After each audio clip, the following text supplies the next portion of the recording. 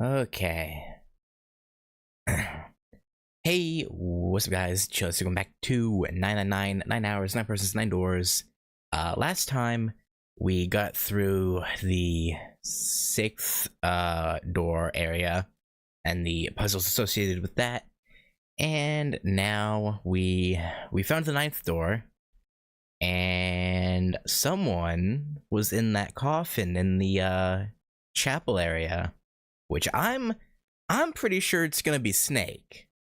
That's just me, because everything's pointing that way. But we'll see. Oh no, I don't know where they go. Hey Gogeta. So yeah, let's get into it and see what new, or not really new, but what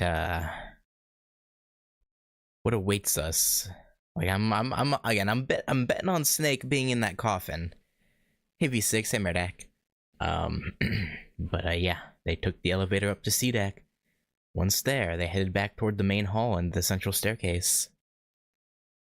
It didn't take them long. Look, it's Seven and Lotus. Okay, where's Clover? They didn't look happy. We've got a problem. Oh, what's the problem? Clover is gone. Oh yeah, that is a problem. Yeah, no. What? Do you know if she happened to have an axe when she disappeared? Just out of curiosity. Junpei and his 3 companions looked at one another. He turned back to Seven and Lotus. What do you mean, gone? Santa, Ace, and June had their own questions to ask. When? Why? I don't know, who knows? You two went into door 1 with Clover, didn't you? Yeah, that's fact. Seven and Lotus responded as best they could. Yeah, we went through the door together. Mm-hmm. But Clover barely spoke to us. She just did her own thing the whole time. Huh. There were 4 rooms on the other side of door 1. She wouldn't let us into the 4th room. Because that's where the dead guy with the axe was? She just said, I'll take care of this one. And shut the door. That's suspicious. She must have blocked it with something on the other side. We waited for a while, but Clover didn't come out. That's not great. We called for her, but she didn't answer. So I kicked down the door and we went into the room. And she was gone? But It was empty. Oh, yeah. Clover wasn't there. That definitely seems... There There was a door on the other wall. And it was open. We figure she opened the door and left by herself. We ran after her, of course, but It was too late. Well, obviously we didn't find her. You figured that much out. Yeah, no, we gathered that. Clover's gone. But, Junpei thought for a moment. When did this happen? We got here just before you. You certainly have excellent timing. So you haven't searched anywhere other than near the staircase? No. No, Apparently we not. haven't. Finally, Ace spoke. His voice had an edge of resolve and concern. Very well then. We'd best separate and look for Clover. Do we have time for this? Like, We haven't much time left. Let's begin. I don't know if we have time Yeah. for this, but okay. There were quick nods all around, and the 6 remaining players spread out.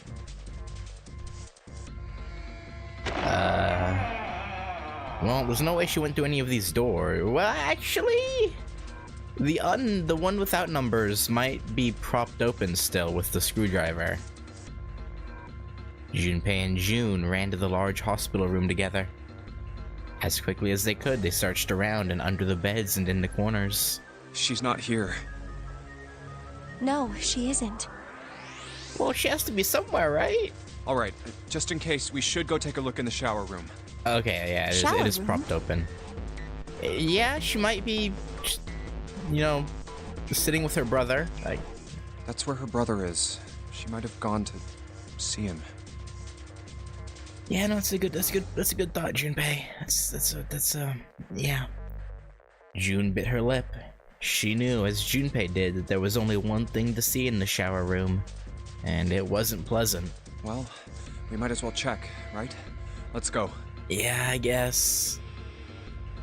There was a screwdriver stuck between the door and the frame. Good. We can still get in. Yeah, even if she did go here, she wouldn't want to, be stuck. We should thank Seven later. Junpei and June slipped through the door, moved down the hallway, and stepped into the shower room. Clover, you here? Hello? No luck. Oh, that's Yeah. not good. I don't think she's here. Yeah, probably not. Or definitely not, I should say. June's voice was faint, and she placed her hands over her mouth. Her face looked a little green. Green. The smell is horrible. Yeah, no, Viscera does that, yeah. The stench in the room was almost unbearable. It had grown far more unpleasant since their last visit. If Junpei had eaten a lunch, he would have had difficulty retaining it. He wanted to leave the room as soon as possible, but he had to be sure. And the only way to be sure was to check the other side of the divider. Let's check the back, just to be sure. Maybe have June stay here when you check. June offered no resistance and nodded weakly to Junpei as he headed around the divider. He stopped at the corner and turned his head. No, she's not here. Yeah, I didn't think she would be. As he'd expected, Clover was nowhere to be seen. The only thing on the other side of the divider was a dead body, lying in a reddish-brown puddle of dry and drying blood. Snake. Is it though? Just where did your sister go? Junpei whispered to what was once Snake. Ugh. He'd asked rhetorically, of course, as there was no way he would get an answer. He gave a deep sigh. Such a horrible way to go. Are you gonna, remember what Clover said about his arm? The skull shattered, the left arm's hideously twisted. Yes? Wait, Yes? The bright white of the ulna was clearly visible through the remains of skin and muscle. Bright white? Ulna? bones. Yeah? The pieces fell into place. Junpei remembered something Clover had told him in the laboratory. My brother's left arm is, it's not like a normal person's arm. Mm-hmm. The accident hurt him really bad. Of course. Of course. Yeah? Why didn't I realize it earlier? Clover had told Junpei that Snake's left arm was prosthetic. But the left arm of the corpse behind the divider was quite clearly a real human arm. Or at least it had been once. That meant the corpse. Jumpy? Yeah, no, him getting all happy all of a sudden while staring at a dead body is probably mildly concerning. Yeah. June's unsure voice at Junpei's suddenly strange behavior drew his attention back to her. Oh, sorry for making you wait. Let's go. Now if we can find Clover and tell her that it's not her brother, maybe she'll snap out of her wanting to murder everyone, that'd be good, right? Junpei and June headed back toward the large hospital room. They stepped through the door and out of the shower room. Down the hallway they went, searching for Clover in every corner. They had reached the stairs when Seven appeared, breathless and yelling. Junpei! June! Where were you guys? In the shower room? He looked... Yeah, no, I guess if we went in there without telling anyone, they'd probably be concerned. That's fair enough. He looked pale and his face was drawn. Something terrible had happened. Junpei's breath caught in his throat. Oh god. Did something happen? Seven drew a shaking hand across his face and gulped down a breath of air. Clover is dead. Oh! Oh, that's really not good. I found her in the first-class bathroom. Um...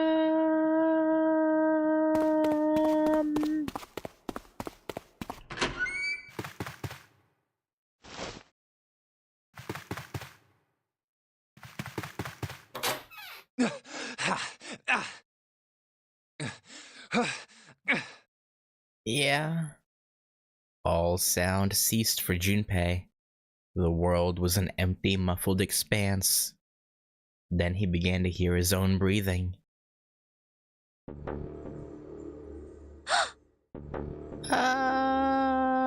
Okay, what did her in? June's mouth moved, but he heard nothing. She tried once more, and then her energy was gone and she collapsed against the wall. He could have helped her, but he hadn't, and now she was dead. So he stood there, frozen in place. Clover. Clover. Yeah. Why? Why did this happen? I don't know, man. He forced his body to move. Each step felt like another nail pounded into his heart. Finally, he was in front of her. He knelt and placed 3 fingers against Clover's neck. No pulse, no breath. But she was still warm and her eyes were closed peacefully. It would have been easy to think she was asleep. Easy, that is, were it not for the slowly expanding puddle of blood beneath her. He traced its source to her back. A gash just beneath her shoulder blade. Was the weapon a knife, perhaps? If it was a knife, the killer had taken it when they left. When he closed his eyes, he saw Clover's smile. Clover! Her innocent smile. Her energy. He would never see her smile again. No way. Way. Very much way. He could have done something. He could have helped her. His stomach twisted itself into a sickening knot. Let's get out of here, June. Yeah, nothing to be done now. Junpei lifted a limp June from the floor and carried her from the bathroom. Well, that's not good. Are you alright? Let's see, that puts us at, what, 6? Well, no, well, not including the potentially alive snake, that puts us at 6. Still don't think all of us can get out. I don't think. Maybe? I don't know, I can't be bothered to think about it. It was a foolish question, and he knew it. Yeah, no, seeing someone you'd... Well, at least you've been in a life or death situation with dead on the floor is probably not great. Yes, I think so. Her voice was weak. The fever had gone down, but the emotional scars she'd received were not likely to recede as quickly. Junpei laid his hand on her shoulder and they walked back to the bedroom. You should get some rest. No, we literally don't have the time for this. Here, the bed. Can you sit? Yes. Junpei, I understand, you want her to, take a minute and breathe, but we really don't have the time for this. Like, bro. She nodded once and stared at the floor. There were four others in the room. Ace, Lotus, Santa, and Seven. They all stared at nothing, their faces drawn and tired. After a while, they drifted into the bathroom to see Clover's corpse themselves. Once everyone was back in the bedroom, Junpei walked slowly to the center of it and looked around as the slumped figures gathered there. Who was the first to find the body? Me. Seven spoke from behind Junpei. He turned around. Seven's hand was up. Why did you come to this room? To look for Clover. Why else? I found her body in the bathroom. Soon as I did, I ran outside. I got to the top of the stairs by the casino and yelled as loud as I could. Uh-huh. Hey, guys! I found her, but it's bad! She's in the bathroom in the first-class cabin! Come quick! Or something like that. Why do I not believe you? Then I went back to the bathroom. Uh-huh. Ace, Santa, and Lotus showed up real soon after that. But I guess you two hadn't heard me or something because you didn't show. So I took off down the stairs to look for you. After that, I mean, you know the rest, right? Yeah, no, I suppose we do. Yeah, uh-huh. Junpei nodded and closed his eyes. There was one more thing he needed to ask. Seven, there's one more thing I'm worried about. Uh-huh. What? You stuck one of those plates in between the door and the frame, right? Yeah. Why did you do that? Come on, didn't I already tell you that? I did it so that the door wouldn't lock. Uh-huh. But why would you need that? So we could come back to this room? Oh, you think I did it? I mean, it's a fair assumption. Well, I don't know. That kind of depends on what you say, doesn't it? For crying out loud. I mean, can you blame him? I mean, it doesn't look real bad. You were the first to find her.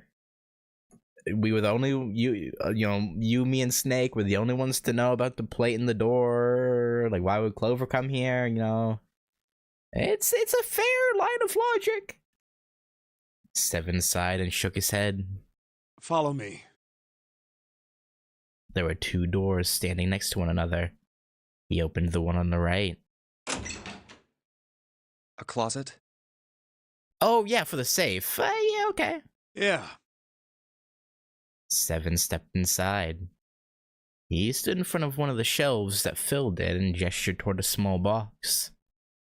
The box was a small metal cube. He looked at Junpei. This is the reason. This safe. Okay.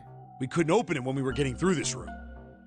True. I figured there might be something pretty important in it. So that's reasonable. I couldn't stop thinking about it. I figured eventually we might figure out what the numbers are for the safe. And if we did, I didn't want to screw around with door 5 again. Okay, that's fair. So I put the plate in the exit door so we could get back in that way. You get it now? Okay, I mean, it's still suspicious, you know, that, because, again, we were the only ones to know about it.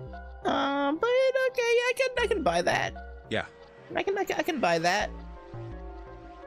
Junpei nodded and looked at the safe. He grabbed the handle and shook it. Figured it wouldn't open. It was as locked as it had been when Seven found it. Huh? There was one change, however. What? This is... Just underneath the safe was a pile of fine, reddish-brown powder. Rust.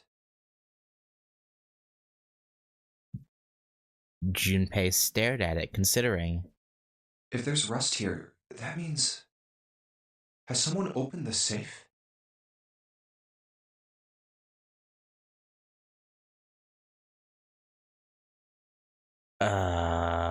Maybe? Junpei left the closet. That is interesting, isn't it, Junpei? Seven followed him back to the bedroom. Huh?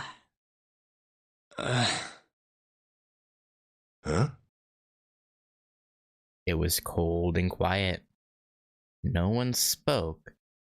They sat, frozen in place by shock and grief and fatigue.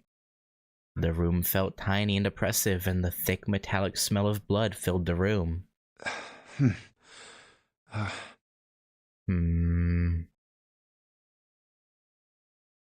With the current lineup, 5 people can get out through a 9 door if they leave Santa behind. Whew, tough luck, Santa. Junpei turned and headed for the living room. Anything to get out of there. Maybe there's another clue. Maybe? Anything that might lead us to discover who stabbed Clover. As quickly as they could, they searched around and under the beds and in the corners. His eyes caught on the door. The door that led to the passageway of door number 5. Behind this door. Uh-huh. The ninth man's body is behind there. Mm-hmm. Maybe I should have another look at it, just in case. Quietly, he pushed open the door. You know, we could take the ninth man's bracelet, right? And then you have Lotus and Ace. Take the ninth man's bracelet. That would make 18, because those two would be 9, and then the 9 bracelet. That'd be not. Oh, no, they would need a third person. No, but the third bracelet would count as a third person, probably. No, because they have to put their hands on it. Unless you just wear it on the other hand? Ugh. The smell hit him like a blow to the face. Oh, the hell? This smell is... Yeah, no, it's not gonna be great. Yeah. His lungs contracted, unwilling to inhale such fetid air. Acid boiled up from the base of his stomach, churning what little food was in there into a violent froth.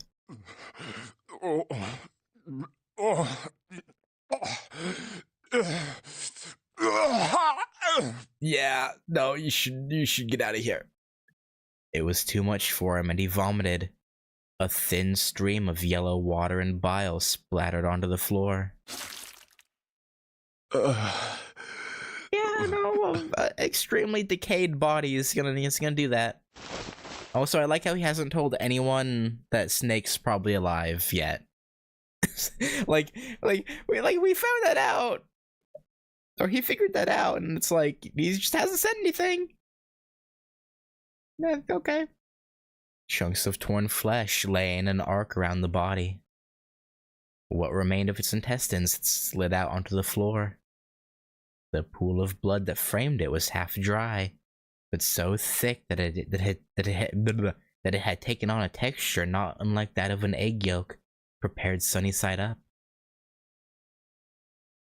On the floor next to the broken mass of the man's head lay his glasses, cracks spidering across the lenses. The bloodstains near them had already dried, like scabs on the floor. Wait. What? That was when he noticed. It's gone. His bracelet. It's gone. Should we check Clover's body more closely, maybe? It was right next to the glasses. But now... it was gone. The number 9 bracelet was gone. But why? Had somebody taken it? He was turning it over and over in his mind when he heard Seven's voice. Huh? Where'd Junpei go? It had drifted out to him from the living room. We're out in the hallway, staring at a dead body. Junpei walked slowly out of the hallway. Oh, there you are. Were you looking for something in the hallway? Yeah. Seven looked up as Junpei entered the room. Yeah. Did you find something? It's more what we didn't find. He thought for a moment before he responded. No, nothing. Okay. Yeah, so Junpei is still suspecting Seven, so he's not telling him. technically it wasn't a lie. Yeah, no, he didn't find anything. He hadn't found anything. In a way, in fact, that was the problem. Something he'd expected to find hadn't been there. The ninth man's bracelet. What's up? Well, I wanted you to take a look at something. Okay. Well, What is it? Yeah. Seven led Junpei back to the bathroom. Clover. Uh-huh. As Clover's corpse came into view, he felt his heart flip and then fall to the bottom of his stomach. Something between a sigh and a groan escaped his lips. What was it you wanted to show me? This knife? Stab. His voice was hollow and empty. I searched Clover's body again. Okay. Real shame. She was stabbed once in the back, probably by a knife or something. Yeah, no, we know. We got that. And I found this. As he spoke, he moved around Clover's head, then knelt down and flipped open her right hand. What? She was holding a piece of paper. I haven't actually looked at it yet. Didn't want to disturb the crime scene, you know? Basic stuff. Yeah, no, very, very basic. Well, I did borrow one thing. What? He wasn't sure what that meant, but it likely didn't matter. The paper was more important. I'm opening it. So she had to have found it in the room that she didn't let anyone else go into, right? But when we went into room 1, we didn't find a paper, or did we? Unless she found it there as well when she was with us.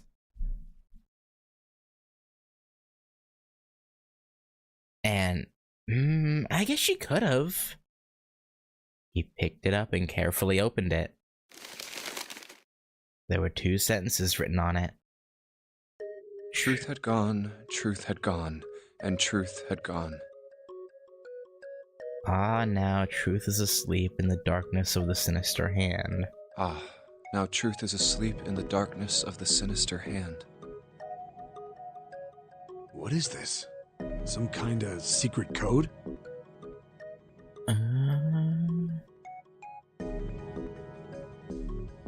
Seven peered over Junpei's shoulder at the note. Junpei stepped away from Clover's body and into the living room. He began to pace, attempting to decode the note. A code. The first clue was likely the phrase sinister hand. Sinister hand means the left hand, right? Because it was, if you were left-handed, you were considered to be like a witch or a demonic or something.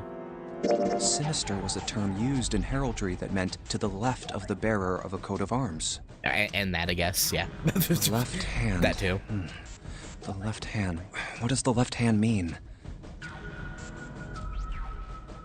Junpei looked at his own left arm, at the bracelet on his wrist. Does the darkness of the sinister hand have something to do with the bracelet? He examined the bracelet closely.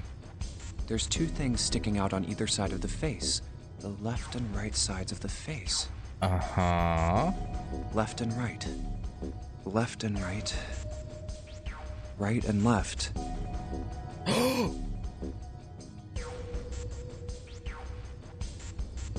The LLR written next to Snake's but well, it's not Snake, but you know, assumedly Snake, not really Snake, Spotty, right? Left, right. I know we used it for the puzzle in the room, but what if it had a double use? Truth is gone. Truth gone.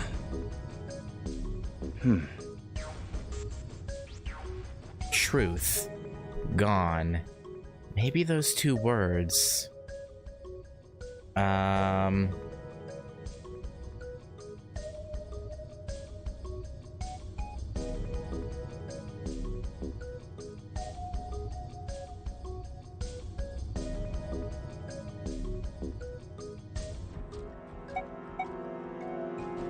Maybe there's something about how they sound out loud.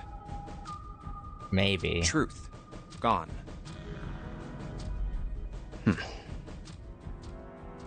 Nope. They sounded the same in my head. Time for a different idea. How about switching the sentence around? How about switching the sentence around? Gone had truth. No. Well, that makes even less sense. Yeah. Clearly, switching the words isn't going to help. Time for a different idea. What else could gone and truth mean? What else could gone and truth mean? Truth, of course, means something that is correct, something that's fact. In other words, something that is right. Okay. You could then safely assume that gone means left. I guess. After all, after someone left, they were gone. Yeah, okay. But in this case, they clearly refer to their directional homonyms.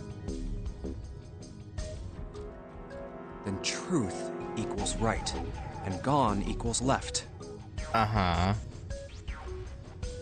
So, right, left, right, left, right, left, right? Junpei looked at the bracelet again. The left and right of the bracelet. These two things sticking out. Uh-huh. So if I press them in the following order. Right, left, right, left, right.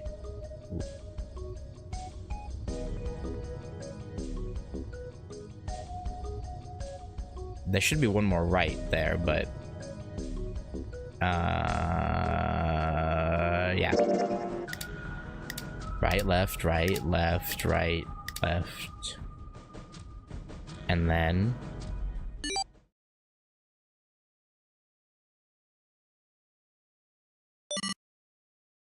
what, one after another, 8 numbers flashed on, then off of the face of Junpei's bracelet. Wait, did it just... Yeah, it changed numbers. He checked one more time to be sure. 1 4 3 8 3 4 2 1. 1 4 3 8 3 4 2 1. Okay. Huh? Hey, what are those numbers? Probably the code for the safe? Junpei didn't answer. He couldn't answer. He had no idea what they were either. Besides, he was sure he would forget the numbers and the order they came in if he said anything. 1 4 3 8 3 4 2 1. Muttering the numbers to himself over and over, Junpei headed toward the bedroom. 1 4 3 8 3 4 2 1. Uh-huh. 1 4 3 8 3 4 2 1. 1 4 3 8 3 4 2 1. Uh-huh. Yeah, we get it. 1 4 3 8 3 4 2 1. Uh-huh. Before long, he found himself in front of the safe again. Its lock was the only device he could think of that required a sequence of numbers such as the ones he discovered. Besides, someone had opened the safe at least once already. Had Clover come to the bedroom to open it? But we would have found whatever unless zero, quote-unquote, took it? Or whoever killed her? Junpei slowly dialed in the numbers the bracelet had given him. 1 to the right. Uh-huh. 4 to the left. And... Oh. Finished. Bingo. I knew it was for this. Yeah, but what's in there? A small telltale sound of a lock opening. He grabbed the handle, took a deep breath, and pulled it up. Oh, is this some sort of note? Inside was a piece of paper. It was roughly the same size as the one Clover had been holding. Let's see. Junpei picked it up. This is what it said. Fact number 1. The Nonary game was played once before, 9 years ago. Yeah, by the children. Fact number 2. The person with the number 2 bracelet attended the game 9 years ago. Okay. So was the accident he was in what the accident what took his arm? Fact number 3. It was planned by the following 4 people. Cradle Pharmaceuticals CEO Gentaro Hongo. Oh, I knew it. As soon as we heard about him being the CEO, I fucking knew it. Cradle Pharmaceuticals Chief of Staff Nagisa Nijisaki. No, there's a separate... Oh, for Ace? Or no, Snake? Oh, okay. Cradle Pharmaceuticals R&D Supervisor Teruaki Kubota. Majority shareholder in Cradle Pharmaceuticals Kagechika Musashido. I must punish them for the innocent lives they sacrificed. This is the only warning they will receive. Okay. That innocent souls might be saved, I now state the truth. 0.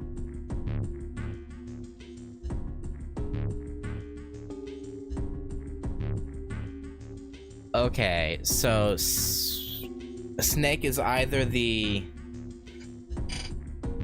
Huh.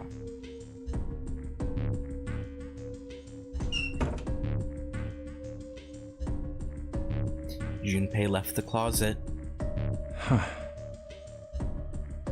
There were 5 people waiting for him in the bedroom. Ace, Lotus, Santa, Seven, and June. He looked at each one of them in turn, then slowly placed his hands in the pockets of his vest. Sorry, but do you think you could all come with me? Come with you? I want all of you to go to the big hospital room. Okay. Why?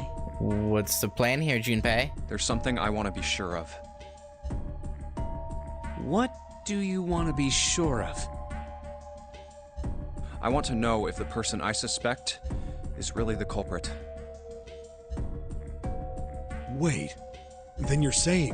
Uh-huh. Yeah. I think I've got it figured out. I mean... Seven was... I know who killed Snake and Clover. Well, you know Snake's not dead, though. Okay. The atmosphere in the room changed. I mean, if anyone would want to get revenge, it would be literally Seven or Lotus, or... I mean, mainly those two. And then, obviously, Ace is the one who they want revenge on. Grief was suddenly gone, replaced by attention like a strap of leather stretched to its limit. 5 sets of eyes stared at Junpei. He pretended not to notice. Anyway, if you could all please move to the big hospital room. Actually, that would make a lot of sense. Because Seven could either pretend to have amnesia, or give himself something that causes temporary amnesia. And participate. I'll explain everything as soon as we get there. Then, almost as if on cue, the bell began to ring. They all heard it. It was the bell from the clock in the main staircase.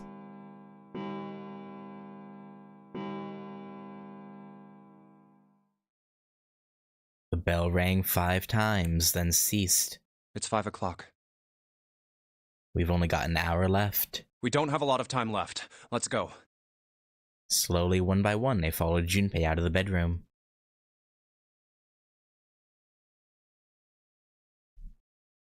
Okay, Junpei. Actually, before we get started, I was hoping you could do something for me. Okay. Junpei stopped in front of door 3 and turned around. Ace, 7, and Lotus, could you please place your palms on the red? Okay. Hmm?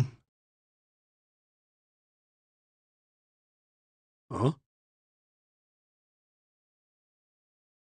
Why? Yeah, Junpei, why? If we need to get to the shower room, why don't we just... No, we're not going inside.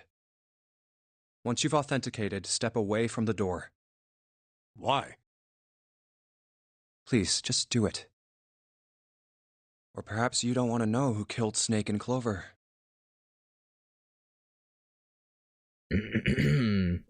Junpei's implication was clear, and 7 understood perfectly. Fine. What about you, Ace, Lotus? Yeah, you too. You gonna do it?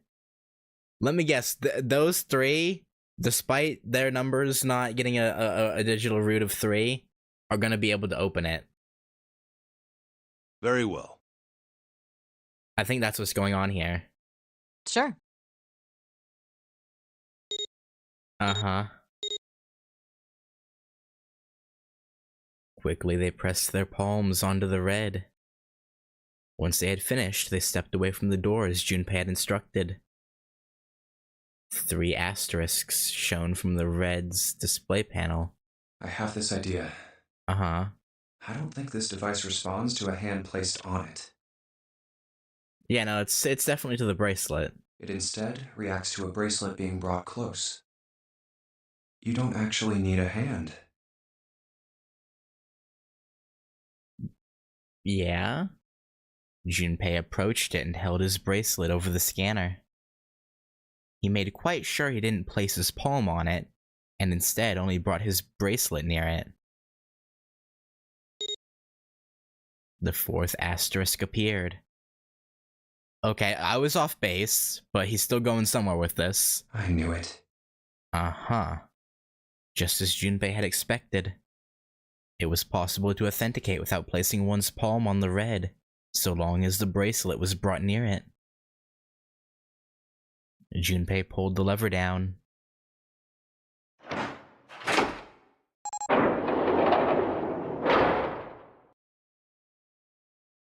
Door 3 opened like a hungry mouth. 9 long seconds passed. Okay. And the door shut, unfed. Junpei walked slowly back to the others who were waiting some distance from the door, talking to one another. Santa and June had joined them as well. Huh? It looked as though they hadn't found a chance to break into the conversation yet. As Junpei approached, they turned to look at him, curiosity playing on their faces. Before long, the other 3 did as well. What was that about? How should I know? Oh, you not gonna say anything, Ace? Huh, buddy? Clearly, they were all expecting some answers. Thanks. I appreciate your cooperation. Uh-huh. Clearly, they'd hoped for something more forthcoming. Yeah. He continued. By the way, Ace, would you mind if I asked you something? What is it? Do you know who I am? What? What kind of question? Just answer it, please. Who am I? You're Junpei, of course. Who else would you be? I don't know. Unfortunately, that's the wrong answer. Actually, I'm Santa. What? What? I beg your...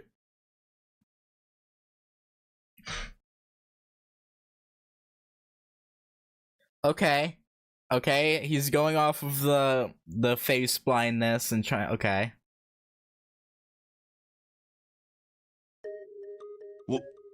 What? Okay. Ace's voice was full of surprise, but it was also tinged with confusion and fear. Everyone else looked nearly as surprised.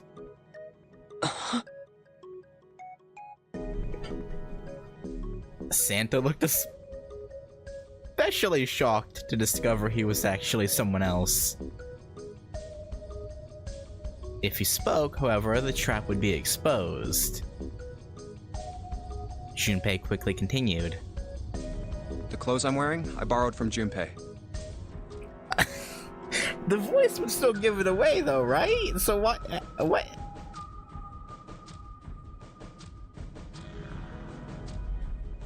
Okay. And the clothes he's wearing are mine. We had a little swap. Okay, yeah, sure. That's ridiculous. Impossible. Uh-huh. So, you're saying I'm not Santa? Of course you aren't. Why? What makes you so sure I'm not Santa? The voice, right? If you were Santa, then door 3 wouldn't have opened for us just now. True. 1 plus 7 plus 8 plus 3 equals 19. Yeah.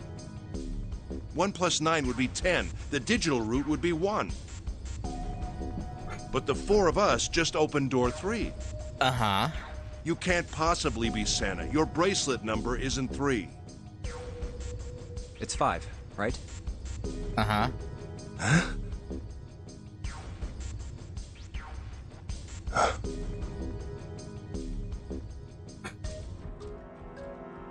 Only then, when it was too late, did Ace realize his mistake. He set his jaw and glared at Junpei. You're exactly right. My bracelet number is 5. Uh-huh. As he spoke, Junpei lifted his wrist up to show everyone the bright red 5 on his... Okay, yeah, bright red, uh-huh. Sorry, Ace. I tricked you.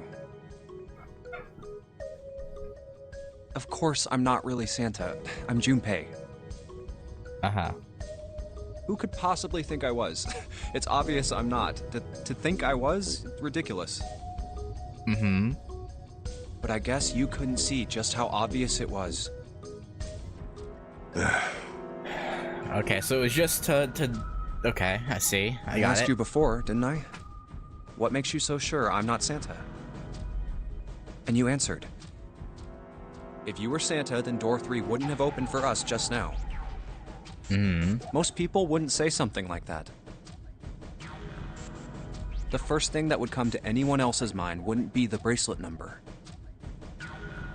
Yeah? There'd only be one thing they'd say. One sentence. You don't have his face. I don't know if they put it exactly like that, but yeah. Ace, you have prosopagnosia, am I right? Junpei's voice was quiet and calm. He knew the truth. So did Ace. Prosopagnosia? Uh-huh. The others looked confused. What's that? No clue. Prosopagnosia is... Face blindness. He heard Lotus begin to explain it to them. Ace glanced at them, then turned back toward Junpei and sighed. Very well. I confess. Okay, but this doesn't really prove anything. I have prosopagnosia. I cannot differentiate human faces. Uh-huh. Is that what this was about? Yeah, You want to mock me for my disorder?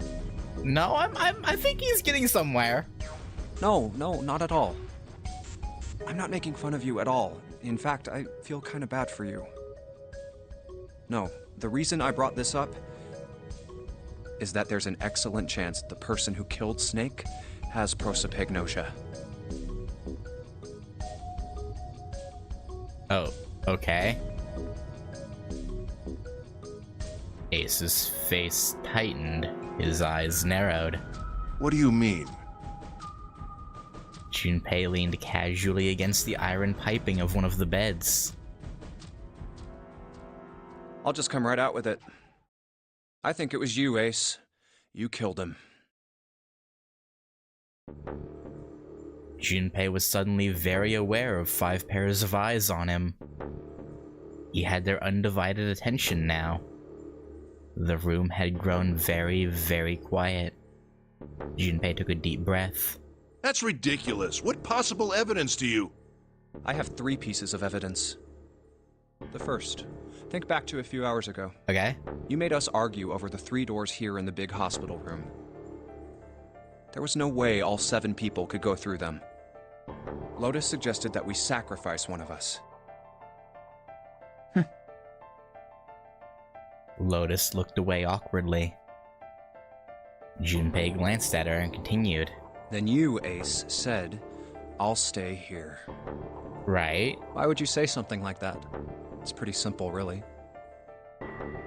You didn't want us to see the dead body in the shower room. Okay.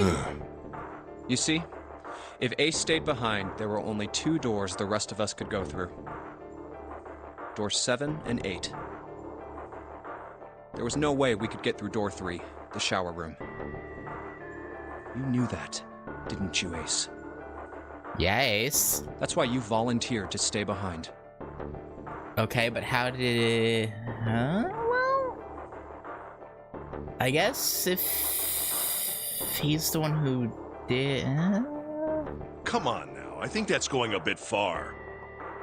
I can understand if you're jealous of my bravery, but please don't devalue my actions. That's a weird thing to say. I only wanted to save the rest of you. Surely you can understand my altruism. Someone who was being altruistic wouldn't say that. Altruism, huh? Uh-huh.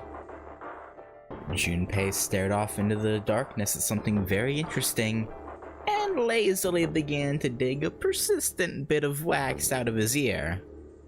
You already knew, didn't you? You knew that whichever doors we took, eventually we'd end up back in the big hospital room. What on earth are you saying? Of course I didn't know that. How could I have? Because you're the CEO of Cradle Pharmaceuticals. Really? Yes. Uh-huh. Pleading was not something they'd heard from Ace before. Junpei pulled the piece of wax from his ear, glanced at it, and flicked it off into the darkness.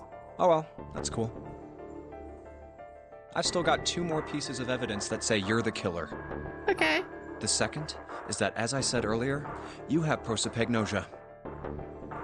Then you mean to imply that a person who can't distinguish human faces must be a bad person? No, that's not what I said. Junpei, they call that prejudice. Oh, you're getting real defensive. No, I am not that stupid. Then why? Well, before I explain, I suppose there's something I should tell you. Uh-huh. The corpse in the shower room. It's not Snake's.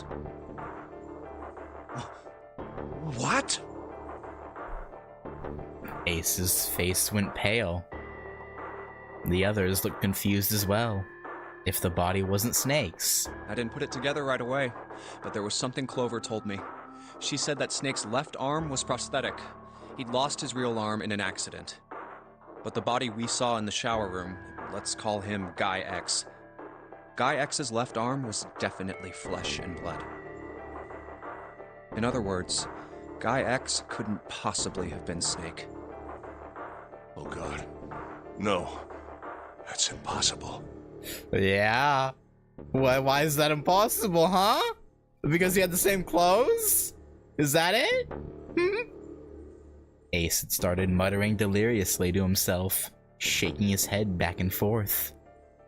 Junpei was long past caring. Let's say, hypothetically, that the killer didn't have prosopagnosia. Uh-huh. If that were the case, he would immediately realize that Guy X wasn't Snake. Even if the clothes were the same as Snake's, their faces would be completely different. It would have been obvious they were different people. Mm-hmm.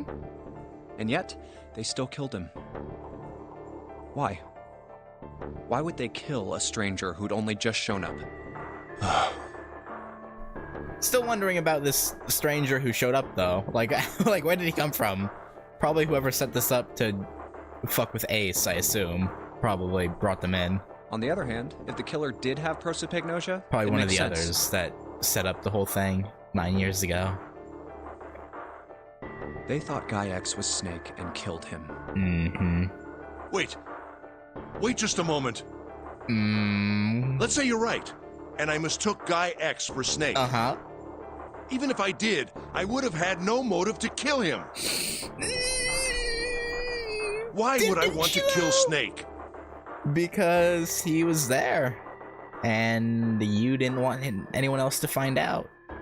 I can think of at least 2 motives. 1. Snake knew about your past. If he ever revealed what he knew, that would have been really bad for you. You really didn't want that to happen. So to make sure Snake's mouth stayed shut, you killed him. 2. Snake had a grudge against you. For good reason. You knew that, or at least you could have easily assumed he did. Even without exposing your identity, he was a threat to you. You never knew when you might be attacked. You couldn't ever let your guard down. Every moment was a moment he might try something. You didn't want that kind of danger hanging over you, so you... Hey, hold on a minute. For the first time since the beginning of Junpei's explanation. Oh, that would explain why, like, really, really early on, why it seemed like Ace knew something about the siblings. What's the past that Ace wouldn't want us to know? Why did Snake have a grudge against him? Look at this. He handed Santa a small piece of paper. What's this piece of paper? Read it. Santa squinted at the paper and began to read. The nonary game was played once before 9 years ago. The person with the number 2 bracelet attended the game 9 years ago. It was planned by the following 4 people. Cradle Pharmaceuticals CEO Gentaro Hongo. What is this? It's the wicked truth. Slowly, Santa looked up from the paper. His eyes met Junpei's. It's the message from Zero. It was in the safe in the first-class cabin. Then suddenly... Give me a break! Why you getting so pissed off, Ace? Huh? Trying to hide something? Ace's face was red and shaking, and his voice was full of fury tinged with desperation. That paper is a lie! Is it? Someone is trying to frame me! Me. Really? You said me, right? Junpei's eyes narrowed and the trap began to close. Ace inhaled sharply. His eyes flicked off of Junpei to something, anything else. Wouldn't that mean... You're admitting you're Hongo, the CEO of Cradle Pharmaceuticals? Or am I mistaken? It was as though a switch had been flipped. The color drained from Ace's face, and as he realized what he'd done, his eyes went wide. Very well. I admit that much. Oh, very, very gracious of you. I am certainly the CEO of Cradle Pharmaceutical, Gentaro Hongo. So what if I am? 7, you wanna step in? I don't know anything about this nonary game that supposedly took place 9 years ago. Everything on that scrap of paper is bullshit. Sure, buddy. Someone is trying to set me up, you see? Uh-huh. First of all. Uh-huh. Go on. Ace stammered as he tried desperately to work himself to a more tenable position. Junpei, you're claiming I did this all by myself. Think that over, all right? How could I have killed Snake all by myself? You couldn't, unless you had a special bracelet, but Not Snake. It was Guy X. Oh yeah, it's true. He could have had. I don't care who it was. You said the killer put this other man into door 3, right? Yeah. Yeah, maybe.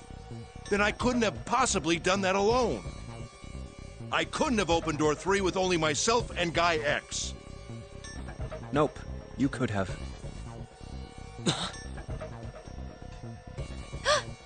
Yeah, I guess, yeah, if you knew the trick to getting the bracelet to switch numbers. Huh?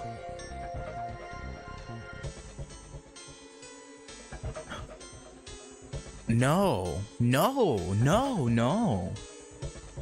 If he had the 9 bracelet, which is missing.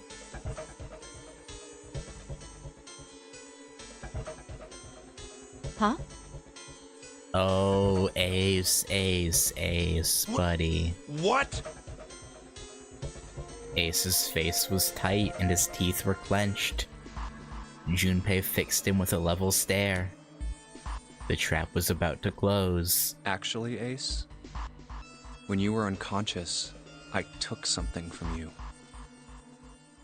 Remember when you were injected with that anesthetic and fell asleep in the big hospital room? Uh-huh. Yeah, back then, I took this. Junpei put his hand into his pocket. No! You couldn't have! Yeah, you got your ass! Ace's right hand moved. Junpei smiled. I got you, Ace. Your right hand there tells me all I needed to know. Mm-hmm. You want to tell me what you were so worried about? What's in your pocket? Yeah, Ace. Go on, buddy. It's the number 9 bracelet, isn't it? Ace, Guy X, and the 9th man's bracelet. That was all you needed to open door 3. 1 plus... Yep. That's how you killed Guy X all by yourself, Ace. Mm-hmm. All you needed was the number 9 bracelet in your chest pocket. Ace lowered his hand from where it had stopped, halfway to his pocket. Yeah, ain't no talking your way out of this one, buddy. He looked down at the floor, his face hidden from Junpei. All he could see was the corner of Ace's mouth, twitching like a dying fish. If you want to play innocent, that's fine by me. Go ahead, tell me. I don't have the bracelet, if that's what you want to do. But if you could take off your coat and hand it to me, I'd really appreciate it. What's it gonna be? Otherwise, we'll have to take it from you by force. Right, Seven? Yeah, it'd be my pleasure. Seven cracked his knuckles with a sound like gunfire. Oh, you losing it? Huh? Yeah, you. Mm-hmm. What's so funny? Ace roared with laughter. He threw his arms wide and his head back and laughed, filling the room with a sound that scarcely belonged there.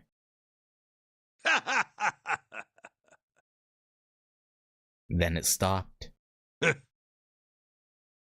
His arms came down and his head dropped to look straight at Junpei. Oh! Oh, that's... His face was flat and cold, devoid of any emotion. Well done, Junpei. As you so correctly deduced, I have the number 9 bracelet. I retrieved it while we were searching for the missing hardware for the Red. I left the room I was supposed to search and headed to the first-class cabin on B-deck. His voice showed no emotion, no sense of remorse or interest. It was almost bored, as though he were reciting an especially dull corporate letter. My purpose was to obtain the number 9 bracelet. 9 is a potent ally in the nonary game. Adding 9 to any set of numbers won't alter the digital root. 1 plus 9 equals 10. 1 plus 0 equals 1. 2 plus 9 equals 11. 1 plus 1 equals 2. Yeah, Mm-hmm. As you can see, 9 is a very useful number here. Yeah, very useful for murder. With it, one can go anywhere, with anyone. It is, I suppose you could say, a game changer. So I made for the first-class cabin to obtain it. And then you murdered Guy X. In mere moments, I successfully acquired the number 9 bracelet. There was also an unexpected bonus. The knife the 9th man had used.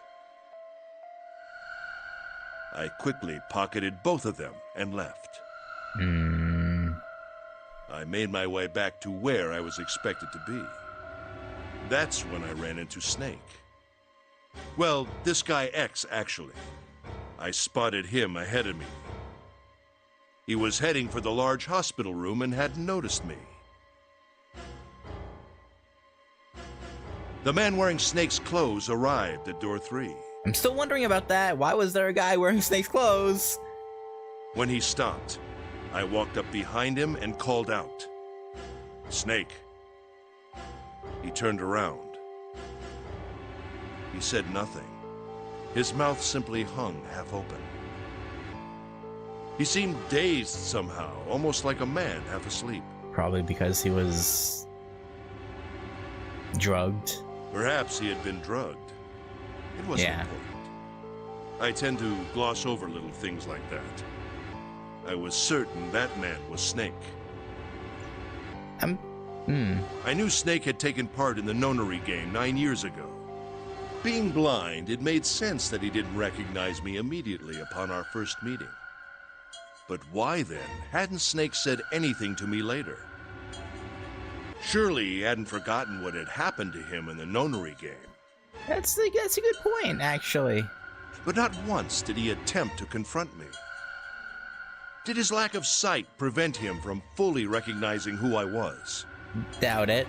With how confident he was about his hearing, and yeah, he would have recognized your voice. Or perhaps Snake had conspired with Zero to deceive me. Regardless, he was a threat, and it was better to deal with him sooner rather than later. I had to get rid of him before he took action. With quick thinking, my plan went into motion immediately. I held the number 9 bracelet over the red. I waved my own bracelet in front of the red, and then grabbed Snake's arm and shoved his hand against the scanner panel. The door opened. I threw the man through it. Yeah, no, it was a good plan if it was, the right person. 9 seconds later, but the door shut. You've been duped. 81 seconds passed.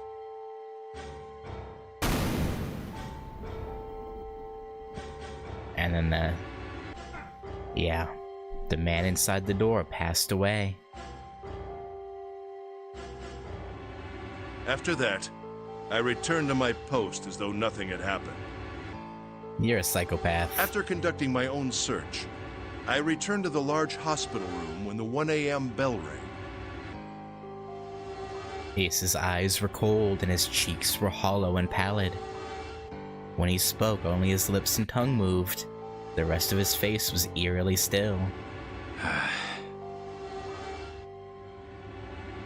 Junpei glared at Ace. He took a deep breath and thought about the next question he had to ask. He didn't want to. He knew what the answer would be. He just didn't want to hear it. Junpei swallowed and spoke. Ace, did you kill Clover? Yes. Why? Why did you kill her? Because she probably also would have known. She was Snake's sister. It was possible he had told her something dangerous. Additionally, she had gone through door 1. It seemed likely she might have found it. Found what? Why don't you go through door 1 yourself? The axe? Perhaps it's hidden somewhere. Or the Zero bracelet, maybe? Seven and Lotus interrupted. Yeah, but Lotus and I went through door 1 too. We didn't see anything suspicious. Yes. I thought as much after I heard your report at the central stairs. I doubt the two of you could find it. Hmm? What do you mean? Huh? But perhaps Clover was different. Perhaps she had found it. I was, therefore, desperate to find her. And at last I did, in the first-class cabin. I spoke very calmly. Uh-huh. Did you see it? See what? Don't act as if you don't understand. You were in the captain's quarters, weren't you? Huh? What are you talking about? Very well. By the way, what are you doing here, Clover? What? Nothing. Why you acting so... Okay, she definitely... I'm guessing there was a photo or something in the captain's quarters that shows Ace having been here, maybe? There's blood on your shoes. It looks fresh. Did you go take a look at the ninth man's corpse? I see. Your silence suggests that you noticed. You saw something, didn't you? You saw that his bracelet was gone. No! Clover ran. She made for the exit, but Ace stood in her way. You aren't going anywhere. He caught her by the collar as she passed and threw her to the floor hard. You're staying here. No! She leapt back up and darted past him into the hallway. Ace followed at a run. Don't you run, little girl. He was faster.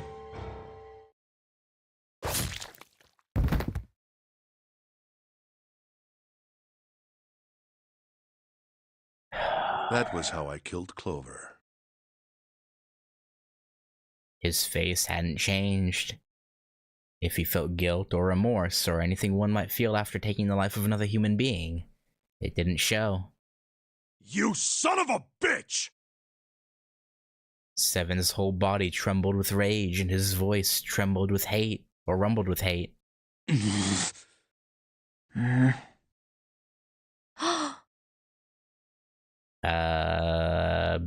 Beat him up? Question mark? Santa's eyes were bloodthirsty, and Lotus and June's faces were distorted by anger and hatred. Ace looked at them and smiled. It was a cold, cruel thing with no humor in it. He shook his head and sighed. I admit it. I've lost. I have lost. Completely and utterly. Don't misunderstand, Junpei. I didn't lose to you. Oh, yeah? Uh-huh. I lost to Zero, not you. I'm rather disgusted with myself for falling into such a simple trap. I looked the fool. Yeah, you are the fool. And it was a trap, make no mistake. I was trapped and manipulated by Zero. Uh-huh. The man I killed in the shower room, if he wasn't Snake, then I have no idea who he was. But he was wearing Snake's clothes, and that was no coincidence. Yeah, no, it was definitely a setup. He had also been injected with something that reduced his cognition and prevented him from identifying himself or resisting me. My guess is the ninth man, as well as the guy who was dressed in Snake's clothes, were all, they were two of the others that were listed on the paper about who was responsible. I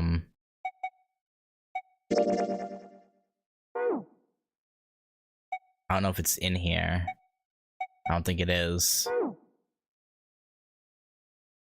And we can't forget the components that were removed from the red before we arrived. Yeah. I have no doubt that Zero planned all of this. No, he definitely did.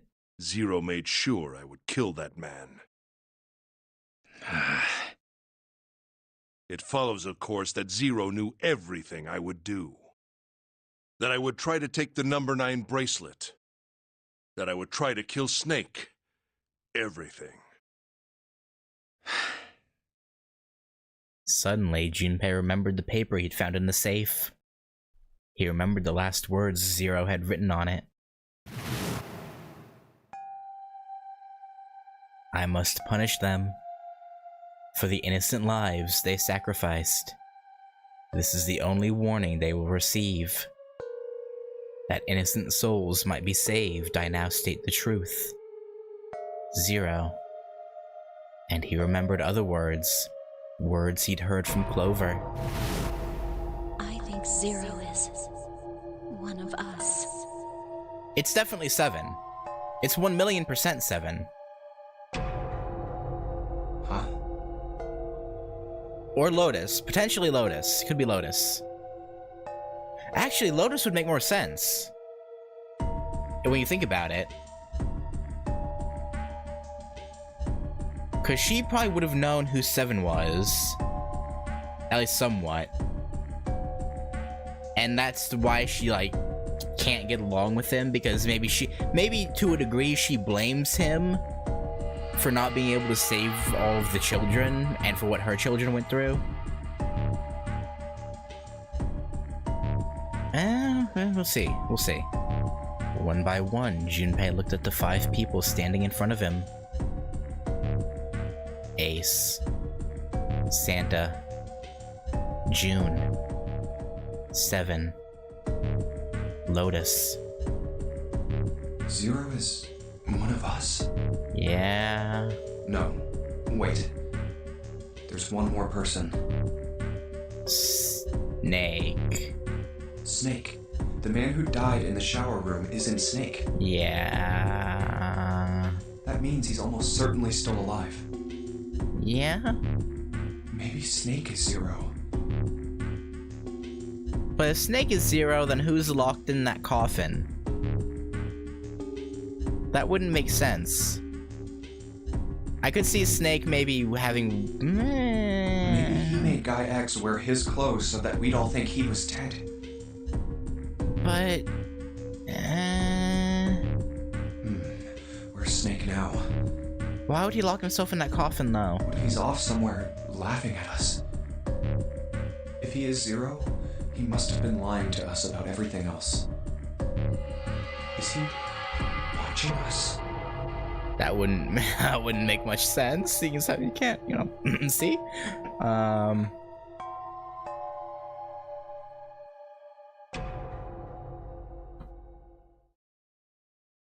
Well, I believe I've finished with my confession.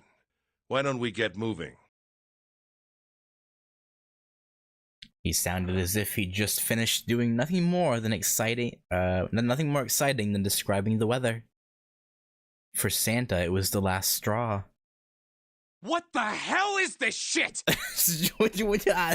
I mean, to be fair, we do kind of need him alive. You aren't going anywhere, you son of a bitch! We're gonna leave your ass here to rot!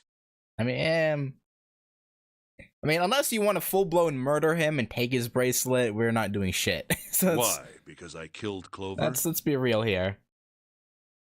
That's ridiculous. Why are you so upset that I killed the little bitch? Oh, that's... She was nothing to you. A stranger you only met a few hours ago. Am I wrong? You bastard! 7 roared and lifted a fist that would likely have shattered Ace's jaw. But someone else was faster. Oh, did she know like karate? It was Lotus. She stepped toward Ace, raised a fist of her own. and drove it straight into his nose. Blindsiding me with a punch, huh? You've got some fire, don't you? Yeah. I confess, I rather like a tough one. Oh, fuck off. He sniffed and wiped a small trickle of blood from his nose with a raised eyebrow. Well, maybe you'd like another one then. Before that. What? Let me give you one of my own. Huh? 7. Lotus scarcely had time to blink.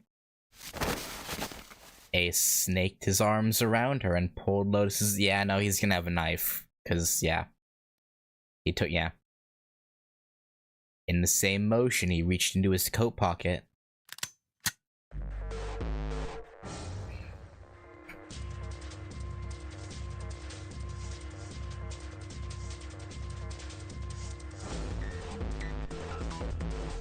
I fucking knew we should have taken the gun. Fuck you. Fuck you, game. The revolver. Almost lazily, he tilted it to point at Lotus's head. If any of you so much as blink, I won't hesitate to pull this trigger. I believe you. I've already killed 3 people. Don't think I'm not ready to make it 4. Okay. 3 people? What do you mean? Well, I mean... Very well. Let me take this opportunity to illuminate you. I'm assuming he's referring to the... Because only one of the kids died, right? Or is it multiple back in the first Nunnery game? I think 7 said only 1 made it out. Or 1 didn't make it out. The person who killed the 9th man was me. Oh. Or that. Yeah, no, I guess that works too. Although I suppose to be more accurate, I encouraged him to get himself killed. While we were examining the main staircase, he came to me and told me his name. I recognized it at once. It's one of the others, right? So I gave him a little push. Just a little white lie. It seems the settings for the dead were altered. Now it only requires a single person to deactivate the detonator in the bracelet. Yeah, okay, yeah. So I'm guessing 9th man was the R&D director? Investigate what's beyond door 5. We'll meet again later. And with that... Okay. Have a good one, guys. I'm going off ahead now. Well then. Goodbye. Why is it stopping? God damn it! Yeah. Yeah, no, you're a fool. You lied! Open the door, please! I'm begging you! It doesn't make sense that he didn't just rat Ace out immediately. Like, okay. Help me! Please get me out of here! Get me out of here! Oh my god, there's no time left! Yeah, well, you kind of deserve it now that I know who you are. Listen, I was lied to! He lied to me! He put me in here! Saying he doesn't tell us anything! It was him! He killed me! It was him!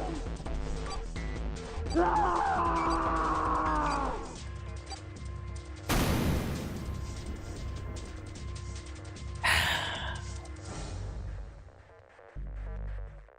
I had 4 reasons for killing him. 1. As I said before, in the Nonary game, the number 9 bracelet is of utmost importance.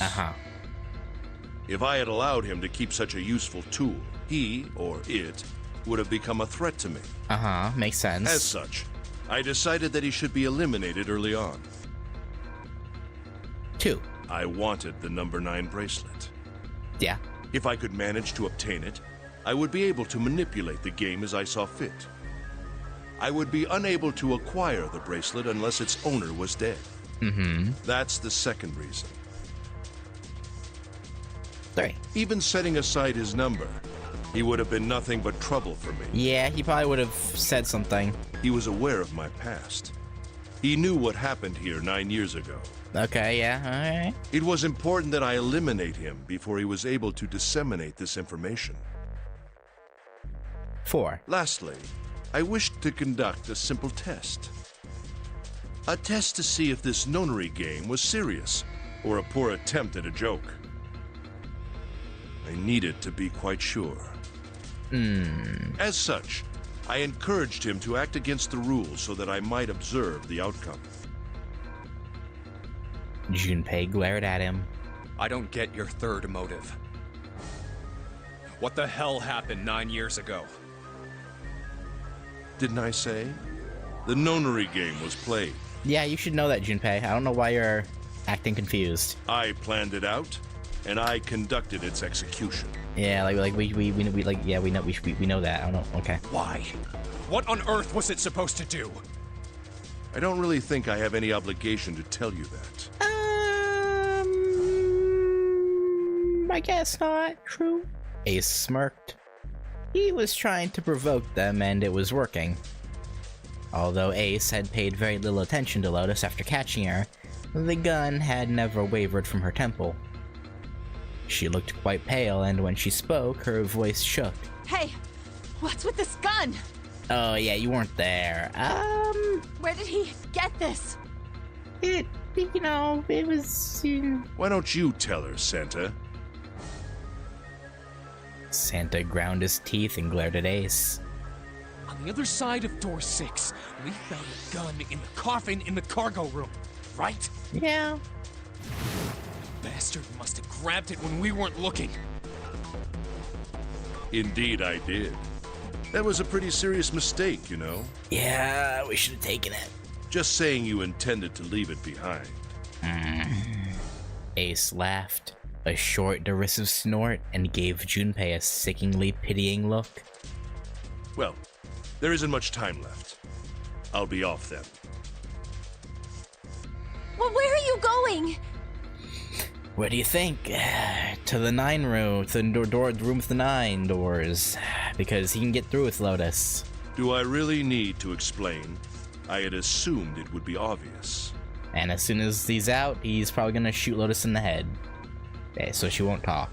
I have the number 9 bracelet, and now I have Lotus.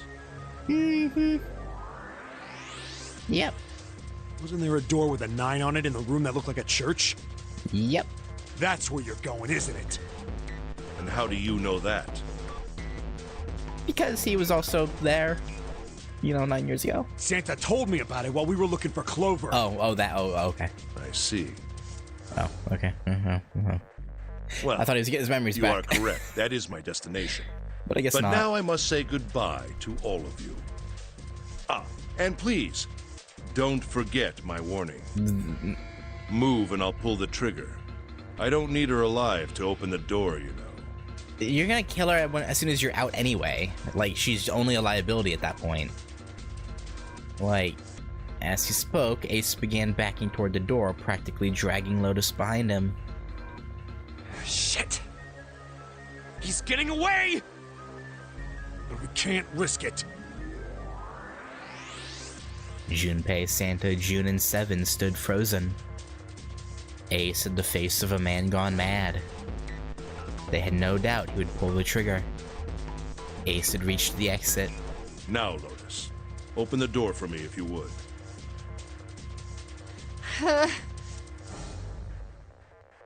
He forced Lotus to open it, then turned and addressed them once more. Goodbye. Yeah. Then he stepped through the door.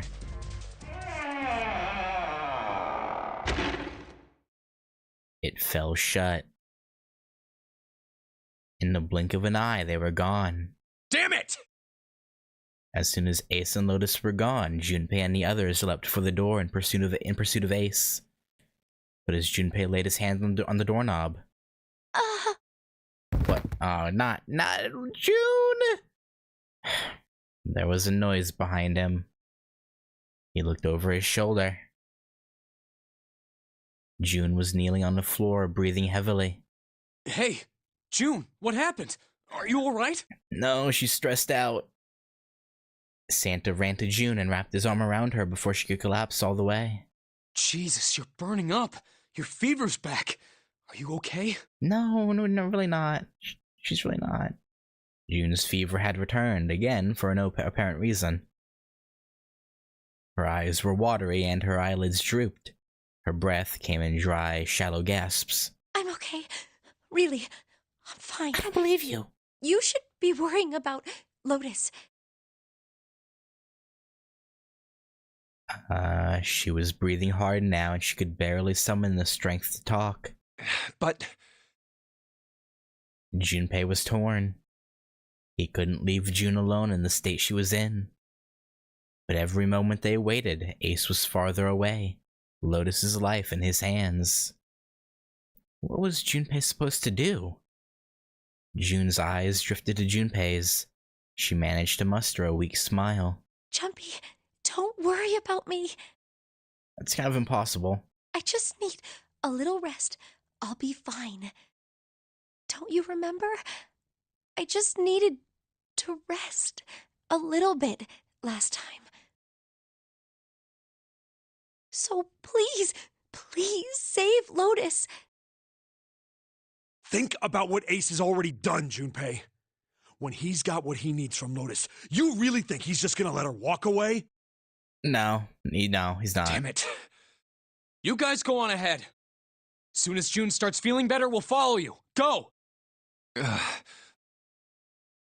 Junpei looked at June. Huh? She nodded once. She couldn't manage much more. Look at his left hand compared to June's. Her whole hand is like two of his fingers. Yeah. I think it's just a weird perspective, maybe. I don't know. But it was all the confirmation Junpei needed. His resolve was set. All right, come on, Seven. We're going after Ace. Hell yeah! Santa, you take good care of June. I'm trusting you. Got it. Santa nodded. Junpei turned before he had a chance to change his mind and started running toward the door. He could hear Seven's heavy footsteps behind him. Let's go! Junpei and Seven exploded into the hallway, their feet pounding the metal floor as they ran. There's no way they would have a loaded gun. It has to be like, but I'm sure Ace probably checked it to make sure it was loaded. I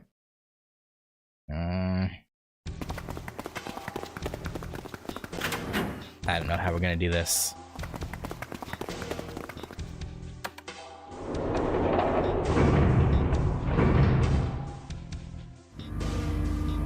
Down, down, down we go.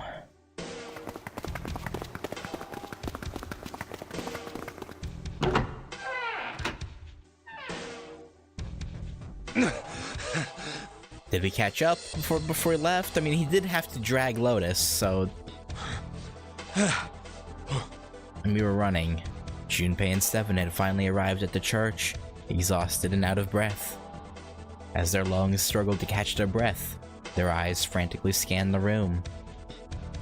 Where are they? I don't see them. You think they already went through? Maybe. He reached up to wipe a palm full of sweat from his brow.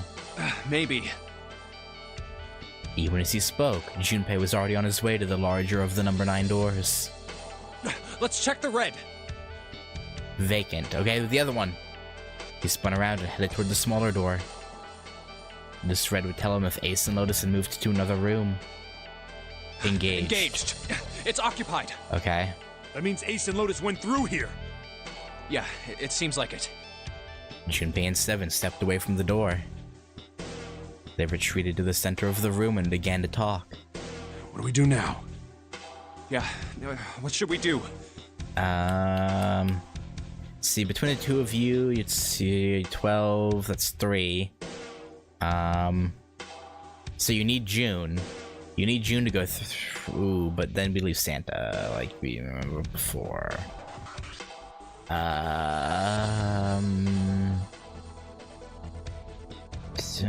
Shit. Well, the big door is still vacant, but The two of us can't do anything with it. Yeah. Yeah, not even counting how our digital route isn't 9. Just then, as they were pondering what to do next. Oh, now he wants to bang on the coffin when someone's here. Okay. There was a noise. A noise like someone hitting a thick wooden panel. What's that sound? Junpei looked up, surprised. Seven followed suit, his eyes jumping around the room looking for the source of the sound.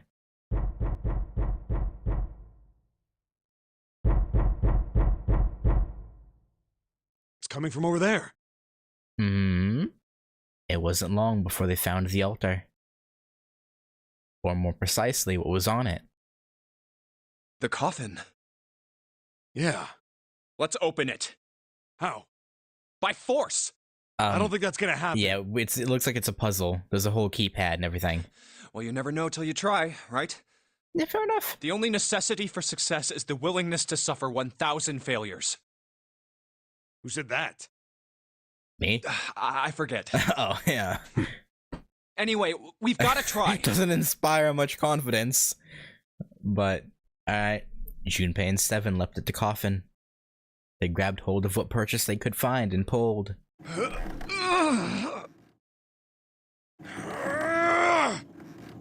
Damn it! Yeah, it's not gonna happen. See? Didn't I tell you? If you could just pull it open, why would it have something like that? It's a fair point. Seven pointed at a keypad on the side of the coffin. Right. So unless I put in the right passcode, it's not gonna open. Yeah. Hey, hold your horses! The noise hadn't stopped. In fact, as it continued, it had only gotten louder and more forceful. What were they supposed to do, Junpei wondered. Was there some sort of clue somewhere? Probably. They stood there for a few moments. You don't have time to just stare! Staring at the coffin, and then Seven spoke. Hey, Junpei. I remember you mumbling about some weird numbers over by the bathroom in the first-class cabin. Yeah, that was for the other one. You got those numbers by solving the secret message Clover was holding, right? Yeah. Truth had gone, or something like that. Uh-huh. Yeah, that's right. What about it? Well, maybe that number's the passcode for this thing, too. Could be. Come on, that's impossible. May as well try it. Those numbers were the code to unlock that safe. I mean, you never know. Yeah, but the person who set up that safe in this coffin is the same person, right? Zero set up both of these. Yeah, probably. Yeah. Well, then they might have set the same passcode for both of them. Potentially. That's ridiculous. Why don't you just try it? I mean, it's not like you'll make things any worse.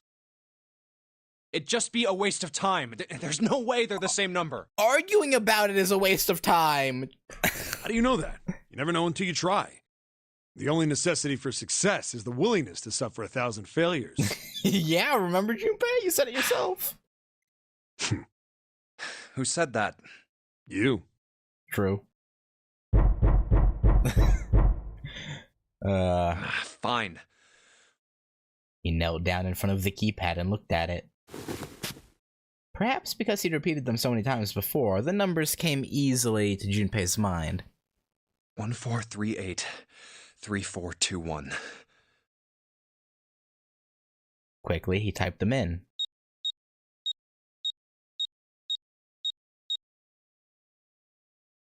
He checked that he'd entered the right numbers, took a deep breath, and pressed the enter button. It only took a moment. What? You gotta be kidding me. There was a click. And Snake? And with a heavy clunk, the lid of the coffin slid off onto the floor. Someone sat up from inside. Yeah, it's Snake. Snake! You? Why? Ah, those voices. Junpei and Seven, unless I'm mistaken. Yeah, it's us. Where are the others? Are they elsewhere? Yeah. Of course, there was no reason Snake would have known anything about where anyone else would be. Uh.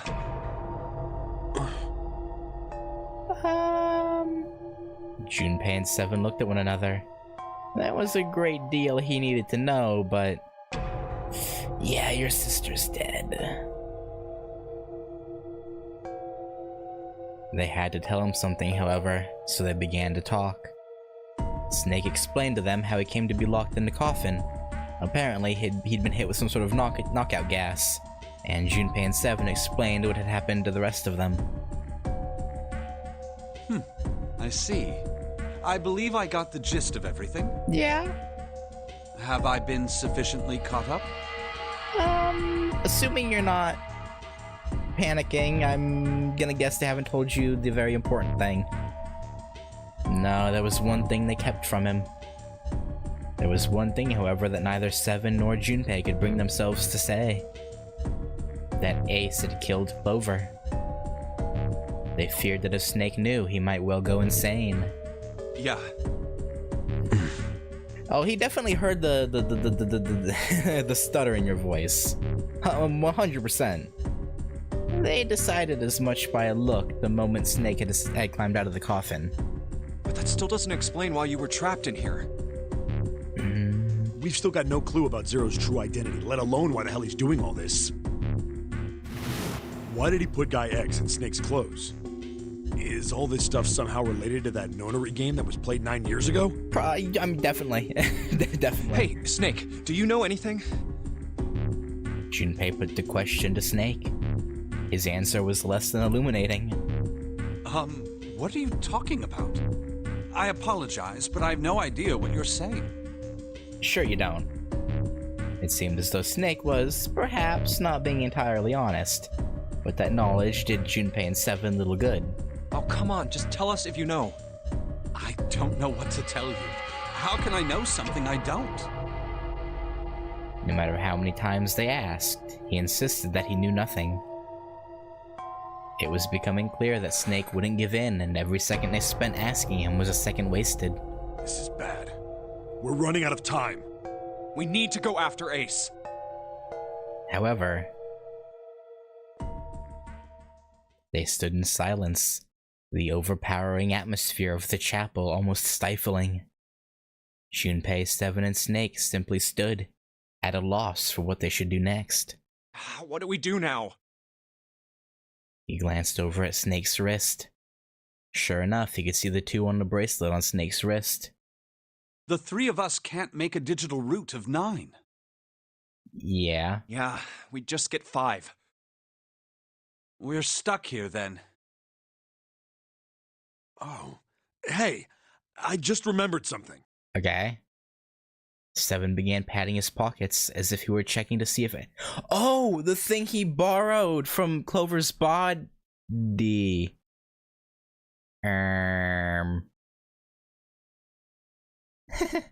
What?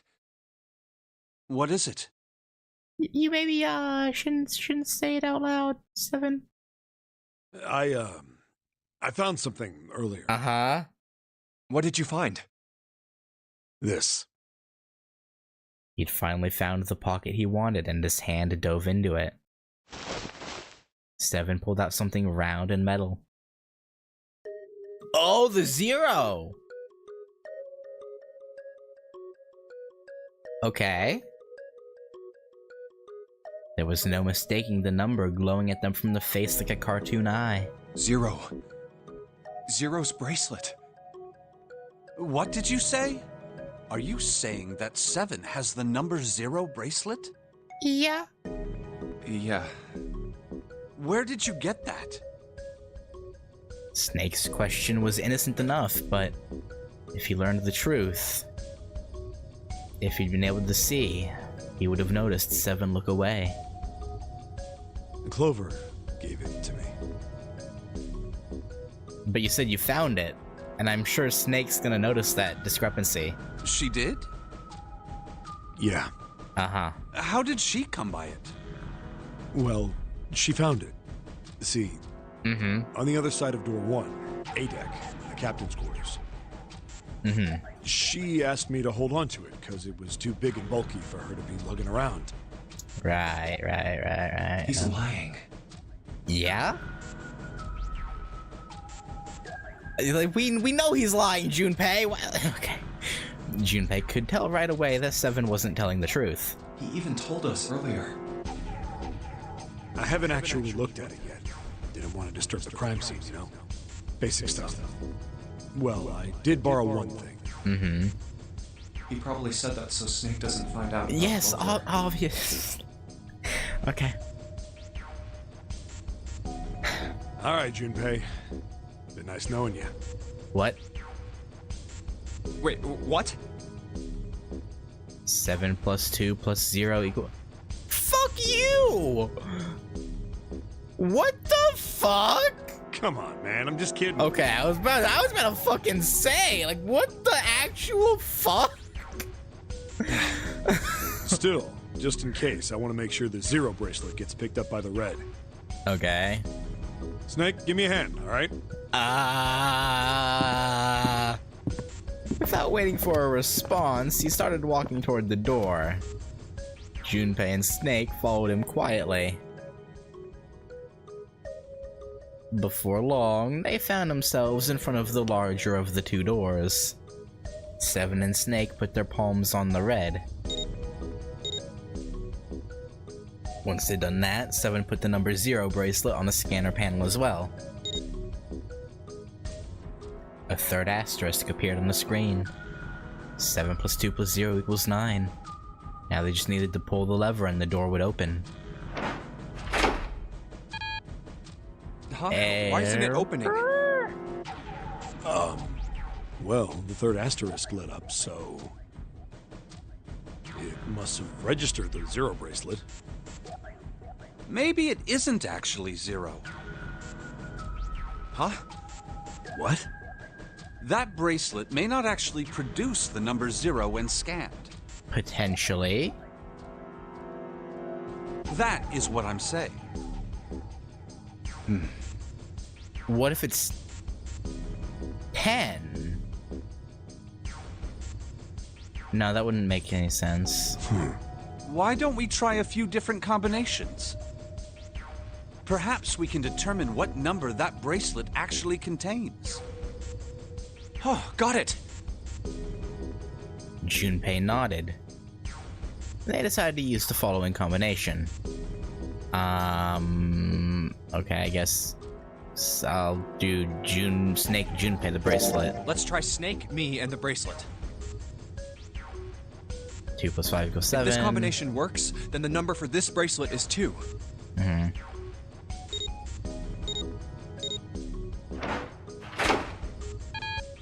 Error, okay. The door didn't open. The mysterious bracelet wasn't 2. It didn't open. Guess it's not 2. Then... Junpei continued. They decided to use the following combination.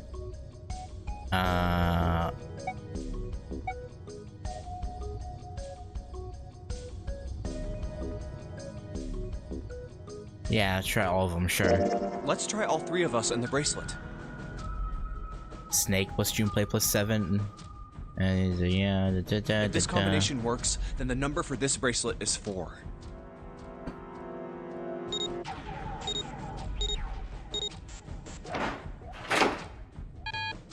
No. It didn't open. Then this bracelet is not 4. Yeah, Then? obviously. Then all we have left is Junpei, 7, and the bracelet. Let's try me, 7, and the bracelet. Junpei plus 7 equals... Yeah. If this combination works, then the number for this bracelet is 6. They scanned in their bracelets.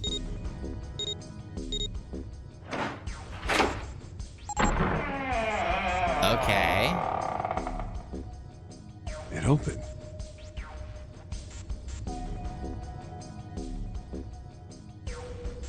Wait, so that means... No, because... That's would be 6 people then. Because unless... No, it won't work. Yes, so it would seem. 7 clearly hadn't thought their experimentation would produce anything useful and looked rather confused.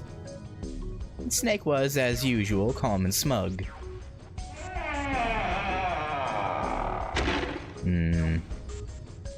The door slid closed. Junpei's forehead furrowed as he thought. That means the bracelet is actually 6. Yeah. But how is that possible? The display on the bracelet clearly shows a 0. I don't know, man. Suddenly, from somewhere far beneath them, they heard the creaking groan of tearing metal. O is the 15th letter of alphabet 24 converted to 24. Okay, that makes sense. With it came the sound of water pouring into parts of the ship that had until recently been dry. Oh man, that's not good. I guess our time's just about up, huh? Yeah. At any rate, we know now that the door can be opened. Let's go! We would be leaving everyone else. But, Snake, are you sure? Yeah. You know that only Junpei and I can go through this way. Well, I guess... Yeah. You needn't worry. I have a solution to this problem. Okay, what's that? My last resort. But if now is not the time for last resorts, then when? I don't know, man. Last? Resort? What's your plan?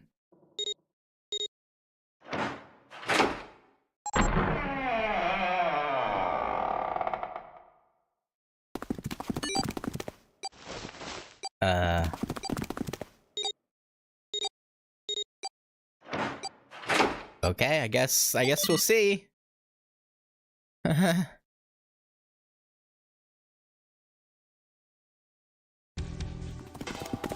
Junpei. Wait, what? What?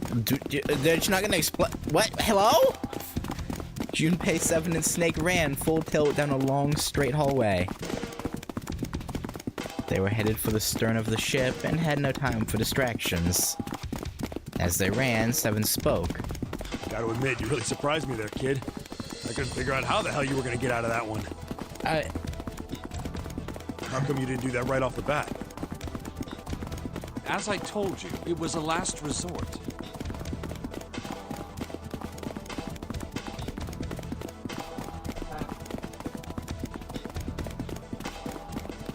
He took his fucking arm off.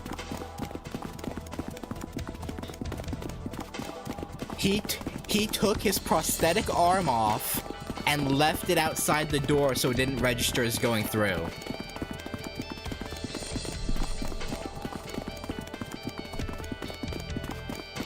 Had I used it at the beginning of the game, I would have come under a great deal of suspicion. I imagine that most people would have taken it to mean that I was Zero. Yeah, that's fair. Once they'd convinced themselves of that, I wasn't optimistic about my chances of making it out of here alive, let alone unscathed. Fair. Fair. I felt it best to play my cards close to the chest, as it were. That way, if I were in a situation where there was nothing else I could do, you could do that. I'd have a little trick up my sleeve. Yeah, fair enough. Hang on. I just have to check a message right quick I got.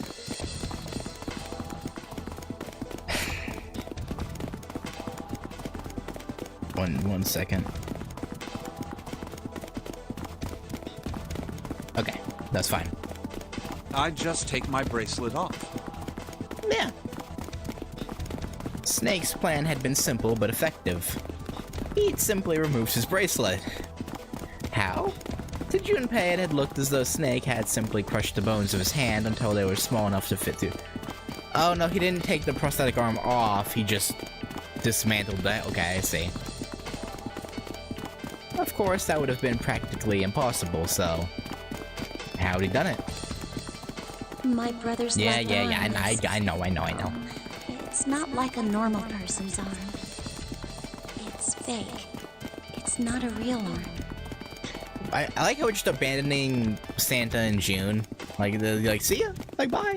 Like, okay, peace. I mean, what can you do? I know this is kind of a weird thing to say, but I'm glad that's a fake arm. Yeah.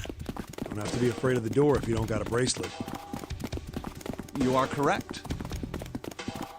He'd walked through the door easily without authenticating. He stepped out the other side unscathed and began running down the hall alongside Seven and Junpei. They kept running for a while longer and eventually came upon a set of stairs leading downward on the right side of the hallway. They stopped and peered down the staircase. I think these stairs connect to the bottom deck. Doesn't look like it's underwater. Weirdly enough, they nodded quickly to one another and jogged down the stairs. It took only a few minutes to make their way to the bottom deck. There was a single hallway in front of them, at the end of which was a single door. Let's go through that door. Junpei threw it open. Inside was a massive iron gate. A plate was affixed to the top of it. It read Incinerator. Incinerator? Yeah. Oh my. That doesn't sound very pleasant. No, not really. Do you see a lever near the gate, perhaps? Yeah, right over here. How did you know that? Well, I'd be happy to regale you with the story. I imagine it should only take half a day or so. Yeah, no, yeah. No, we're good. Let's carry on. Junpei grumbled and gave Snake a dirty look and jogged over to the lever. If you pull it, the door ought to open. Got it. He pulled the lever down. Okay. What now? With the rumble of an ancient motor, the door opened. There was no need to hold back and no time to hesitate. They pushed their way inside. Standing in front of them were Ace and Lotus. Ace still held the revolver in his hand. It was still pressed hard against Lotus's temple. A small dark bruise had begun to form near the tip. Damn, he's pressing it that hard? Even from several yards away, Junpei could see that Lotus was shaking. She was terrified. But perhaps more interesting was what Junpei saw behind them. 9. Another number 9 door. What? Why? Why is there another one? I don't know. The door stopped Junpei in his tracks. It simply shouldn't have been there. As his brain finally began to consider why, the whine of a warning klaxon filled the air, drowning out any thought. Warning. Warning. Emergency incineration command has been acknowledged. What? But what now? What? No, don't do that. Incineration will take place in 9 minutes. Oh, yeah, fitting. Please evacuate the incinerator immediately. Oh my, how exciting. Yeah. You've run quite a show here, Zero. A terrifying smile twisted Ace's face. What's the matter? Too frightened to understand? Here, let me explain. It's said that the incineration system is about to activate. Uh-huh. In 9 minutes, this room will be engulfed in flame. Who are you? You don't recognize me? I'm hurt. It's me, Snake. Snake? Yeah. Oh yes, you are alive. Yeah. I'm afraid your bizarre style had me confused. I'm quite glad to see that you're alive. Oh, yeah. Yeah, sure. Sure you are. Ace's voice didn't change. Snake ground his teeth. If you don't mind my asking, how did you get here? Snake, Junpei, 7. The 3 of you couldn't have opened a door with a 9. That's the thing. Did you use Clover's bracelet, perhaps?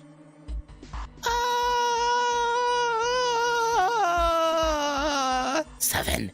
7, we've been found out. What? 2 + 5 + 7 + 4, yeah. Well, Your reaction suggests that you did not. Hold on. No. Why did you think we'd have Clover's bracelet? Yeah, Snake. About that, buddy. We neglected to mention something. Junpei felt his chest tighten. Oh, they haven't told you? Yeah, no, he murdered her. Told me what? Clearly not. Yeah. Normally, I would take some time and enjoy the moment. But I'm afraid my time is at a premium just now. I'll have to make this quick. Clover. Don't do it, Ace! Keep your goddamn mouth shut! Clover. I said stop it! Don't listen to him, Snake. Junpei could feel his voice going hoarse, but Snake didn't listen to him. What happened to Clover? Ace looked at him. The corner of his mouth curled into the hook of a cruel smile. Clover died. The color left Snake's face. He shook his head weakly. No, that's not true. That's impossible. It's a lie. It has to be a lie. Oh, it's quite true. I can assure you of that. I killed her myself, you see. What? Snake, remain calm. I'm sorry, did I stutter? I killed her. He's not gonna remain calm. Snake's face twisted into a mask of rage, mottled red rising to dot his pale skin. His entire body shook. He looked to Junpei, disturbingly like a demon. I would have rather she died with less suffering. A bullet in her brain, perhaps, would have been ideal. Unfortunately, that would have made quite a bit of noise. Circumstances being what they were, I was forced to settle for the knife. The one the ninth man had, you remember? Yeah, we remember. I believe I caught her just below the shoulder blade. I was rather lucky, in fact. My first thrust went right between her ribs. Yeah, luck, not practice, totally. Her flesh was so soft. Yeah, no, Snake's about to fucking charge him. My knife slid in so easily. And... There was no resistance. That feeling was... I confess, I feel rather excited. It is a powerful memory. Someday, perhaps, I hope I can feel it again. Yeah, you would. You would. Incineration will begin in 7 minutes. I'm going to kill you. Snake's words were a guttural growl, barely audible. What was that? I'll kill you. I'll kill you. Ah, so you're going to kill me. I wouldn't doubt it. Please do. Come now. I'm waiting. Snake? Don't do it! Don't listen to him, Snake! Stop it, kid. He's screwing with your head. Is there a problem? What are you waiting for, boy? Don't you want me to send you to join your sister? Don't! The Snake! Don't do it! He's gonna do it. He's gonna do it. Snake can no longer hear them, yeah. Snake can no longer hear anything.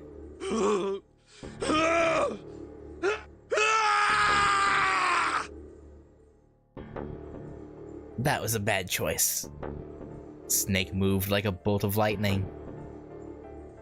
His scream echoed through the incineration chamber, full of rage and despair. Snake! Snake! Yeah, that was a bad choice.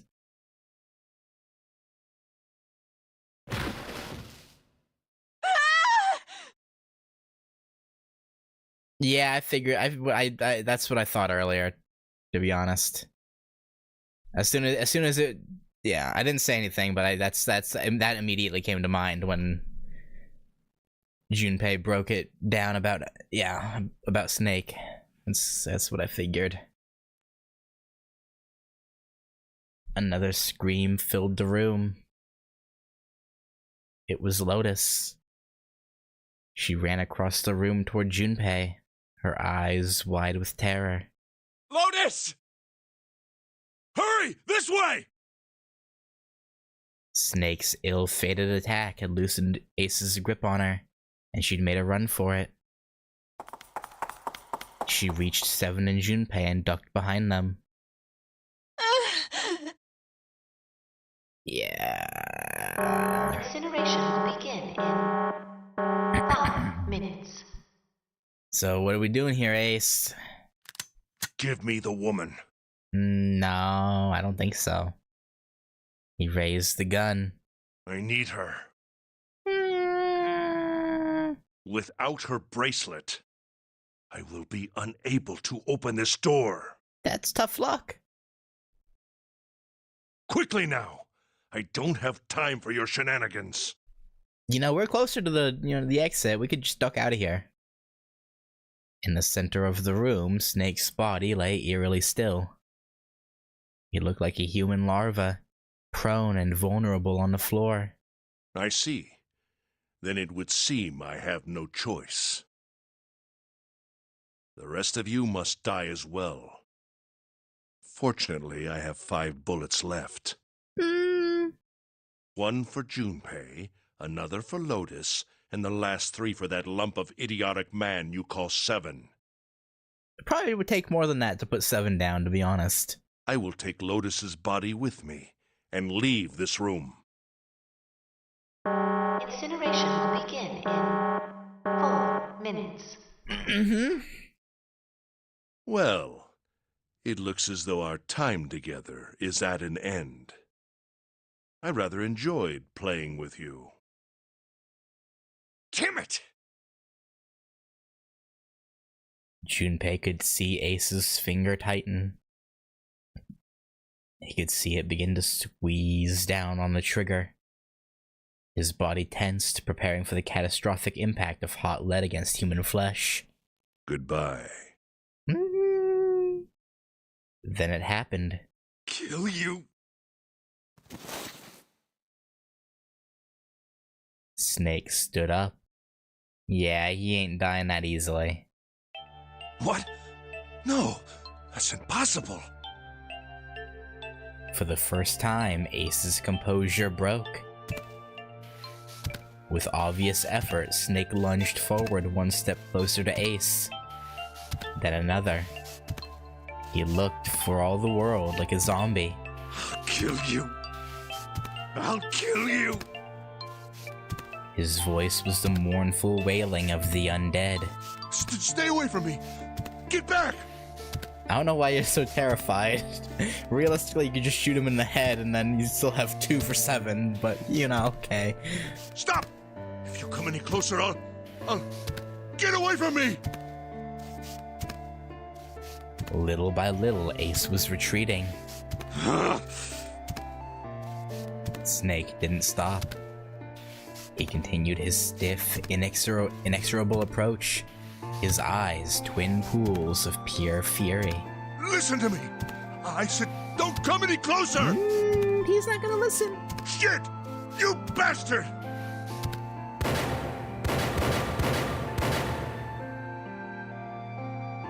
Ace's revolver leapt 5 times. 5 times the air in the incinerator was split by the crack of a bullet. Snake's body twitched as 5 clouds of blood and torn flesh leapt into the air across his body. Yeah, no, I don't think prosopagnosia would affect hitting headshots. Like, yeah. It doesn't, like, I don't know. Yeah. Like, the head is still there, they just can't discern the face, or recognize the faces anyway. Junpei didn't have time to ponder what that meant before.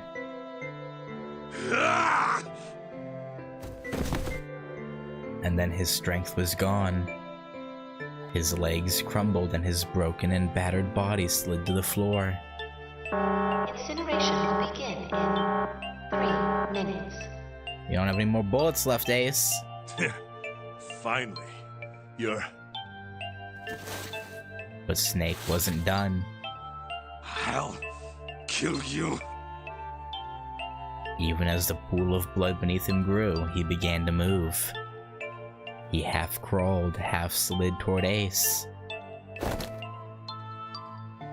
One bloody arm wrapped itself around Ace's leg. You won't get away. And the other gripped his thigh with strength that should have been long gone. You son of a bitch! You're a monster! No. Get off me!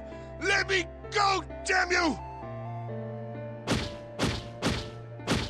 Kicking him in the head. He kicked the Snake with his free leg, driving his foot into Snake's face, his arm, his shoulder. It made no difference. Snake refused to release him. Once a snake has ensnared its prey, rarely does it release it. This is it, Ace. We're going to burn to death together. What? You heard him. Incineration will begin in 2 minutes. Yeah, damn it! Damn you! Get off! Let me go, you monster! You're the murderer, you're the monster. Okay, look. Think about it this way. Now you're pleading. My company owns a wonderful hospital. It has excellent doctors. Uh-huh. You're not wounded too seriously. I'm sure they can fix you up easily. You shot him 6 times. It doesn't matter where you, at this point, it's no. You don't have to die. You could be saved. Just let me go. He's not making it to any hospital. Let's, fuck off with that. Pathetic. Begging for your life. Then Seven and Lotus began to speak. Junpei could hear tears in their voices, and their words restrained. Snake, that's enough! You can stop now! Yes! He's right, Snake! You've done enough! Come on, Snake, let's go! Let's get out of here! You have to come with us! We have to leave together! No, guys, he's not making it to a hospital. He probably has even if he somehow dragged him out of the incinerator, he'd probably die within 3 minutes anyway. He's not making it anywhere. Snake turned toward them. He coughed and blood splattered across the floor. Then he smiled a sad sort of smile. I apologize, but I'm afraid I can't do that. You'd best forget about me. You need to leave soon. I'm going to take him with me. Shut up! Be quiet! I couldn't save Clover. My sister died because of me. Perhaps this will begin to atone for that.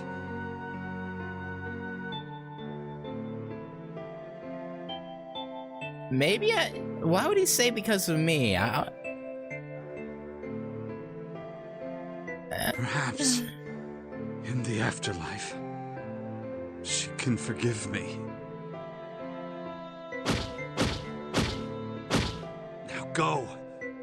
Go now. I really don't think he's Zero, but I do feel like he must have been in on it. You have to go. But incineration will begin in I don't know. 1 minute. God damn it! Shit! We're out of time! We gotta go! But why? Okay, why would Zero? Okay, let's. Okay, I'm going to act as if maybe Snake wasn't in on this whole thing. Why would Zero put one of the survivors and his sister in this danger? What possible... Like, I don't know, it doesn't make sense. Heck, why would he put the mother of other survivors through this? Why would he put Seven, who, you know, helped the kids get... Like, it doesn't make... Maybe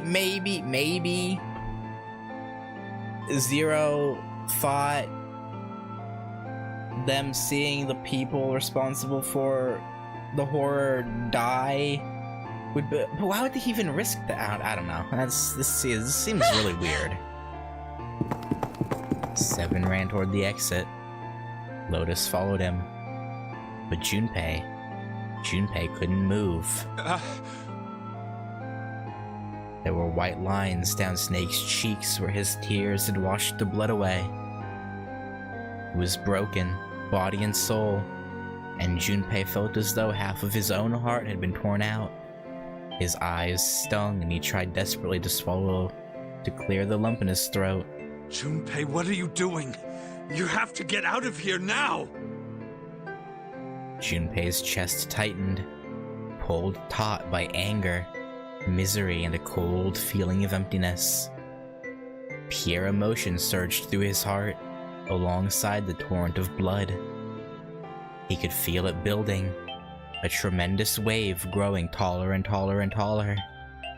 And then it broke, crashing down with thunderous force onto his shaken, unprepared mind. Snake! Snake! I'm just thinking of Metal Gear now.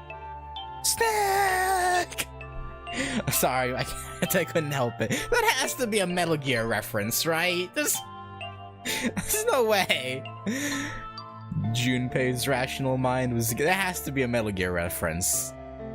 Like, it has to be. He was driven by instinct now, and he launched himself across the floor at Snake and Ace. Or he tried to.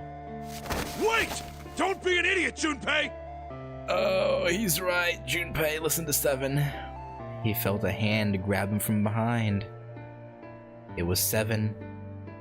Before he had time to react, the larger man had pinned Junpei's arms to his sides and was hauling him bodily back towards the door. No! No! I have to help Snake! Snake! Snake! Get off of me! Let me go! It's not gonna happen, Junpei. Incineration will begin in 10 seconds.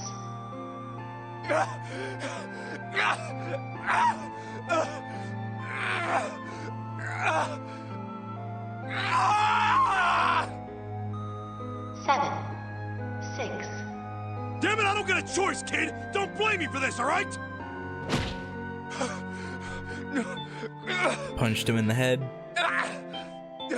5, 4, 3, 2, 1, 0.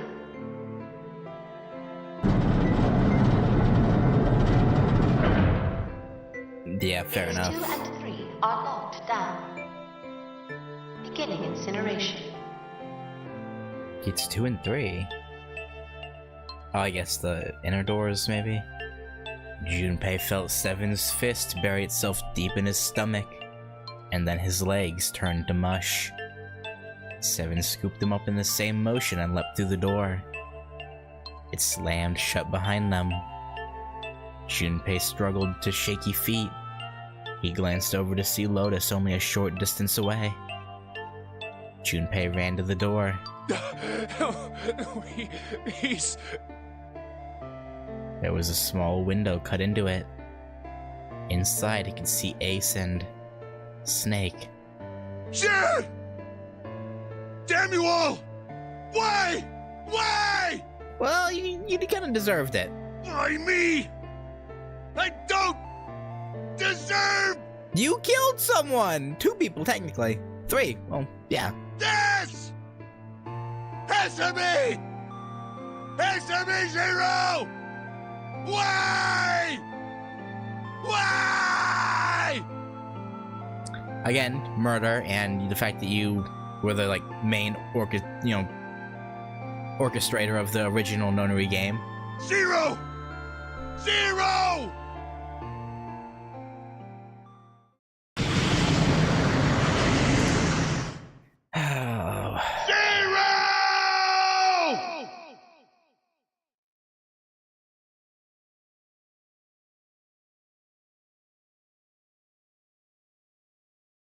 Deserved. Deserved.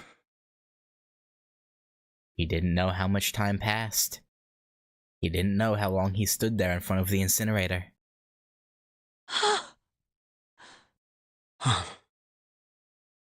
He looked to the side. Lotus's face was ashen, and if not for the hand she'd put against the wall, Junpei didn't think she could have stood. Seven looked old and tired and used.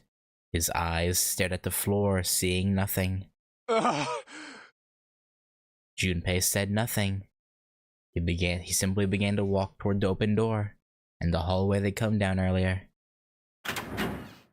Hey, wait! Junpei! Junpei, where are you going? Anywhere else but here. He blinked when their voices broke the silence. He stopped. You stay here. I'll go get Santa and June. Yeah. You're gonna bring them here? Well, I mean, we have to get out of here somehow. How? Don't worry about that. Just stay here and wait, alright? Fair enough. I'm just curious about Junpei and June, though. Because, everyone else had some sort of connection to the game from 9 years ago. Why are Junpei and June here? Unless they were also survivors. But we would think that would have been mentioned by now. He began to walk again. He looked over his shoulder and watched Seven and Lotus grow smaller and smaller. They stared back, not moving. He wasn't sure if they could. He turned around again. He knew where he was going. I saw an elevator on the way here. If I can get it to work, then maybe... Before long, Junpei found himself in front of the elevator. Next to the door was a button with a triangle on it. Please work. He pushed it and the door opened. Okay. Yes. Maybe it was designed so no one would be left behind? Perhaps? Junpei was in the large... What? Did no one ever notice this elevator here?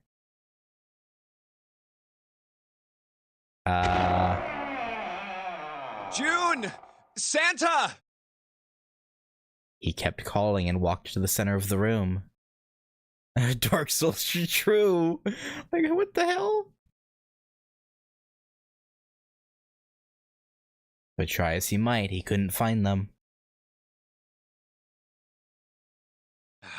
Damn it. Where did they go? Probably down to the church. They said they would follow you once she was feeling better. Increasingly frustrated and increasingly worried, Junpei left the large hospital room. He had no choice. He would have to look for them. Junpei's heart was heavy. He couldn't shake the feeling, but there was a part of him that felt it would be wrong to, even if he could.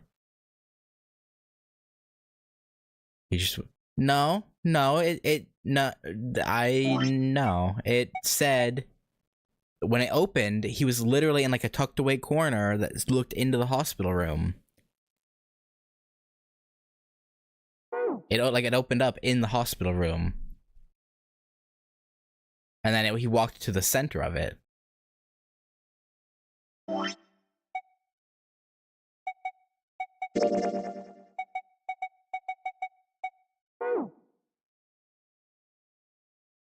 With every step he took, his legs felt more and more like lead.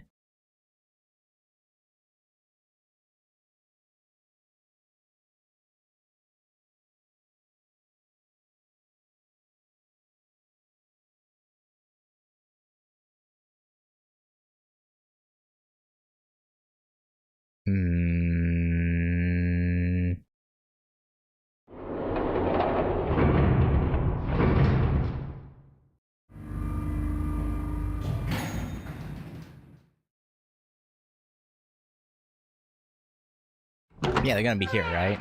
Have to be. Sometime later, Junpei found himself at the chapel.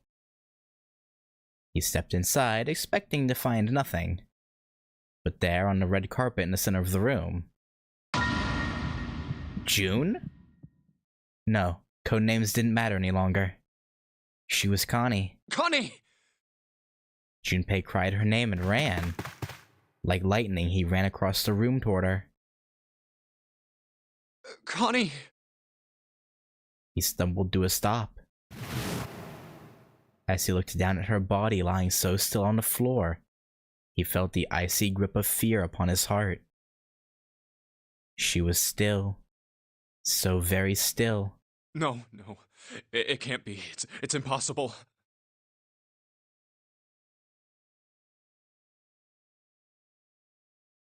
Slowly, Junpei bent down toward her. His hands shook and he felt very cold and very hot at the same time. He forced himself to look. Her back was moving. Okay, so Santa didn't kill her. Okay, good. Slowly it rose and fell. But then where is Santa? Relief washed over him. Oh, Connie! Junpei reached down and gently, very gently lifted her up. Connie, are you alright? Jumpy? Yeah. Her face was pale and her lips were dry and cracked. Her eyes were blank and cloudy. They stared straight at Junpei but saw nothing. Trembling, Junpei wrapped his arms around her back. She was cold. Very cold. Junpei tried to convince himself that it was only his imagination, but she felt as though she were fading away. He could feel his heart pounding frantically in his chest. Oh man, Connie. What the hell happened to you? You feel... Jumpy, I'm sorry. Why are you sorry? Her voice was very faint. I might not make it. No way I am going to let you die. I am going to save you, I promise. Thank you, Jumpy. Well, thank you so much for everything. But why though? I was really happy to see you again, Jumpy. Really happy. Oh, don't give me that I was crap. You're gonna see me again lots more times. You just gotta hang on, alright, Connie? Jumpy, did you know? You meant a lot to me when we were kids. Uh-huh, yeah. No, you told us that in the other dead end. I've liked you for a long time, Junpei. A really long time. Junpei's vision had gone blurry. It took him a moment to realize his eyes were filled with tears. He could feel a piercing point of heat deep in his heart, like a white-hot flame. He looked down at Akane.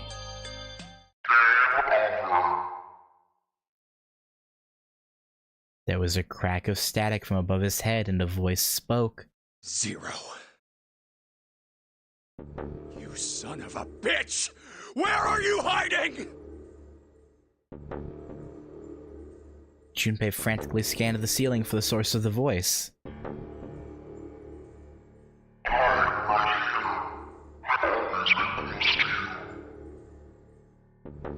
What the hell are you talking about? It's Santa, isn't it?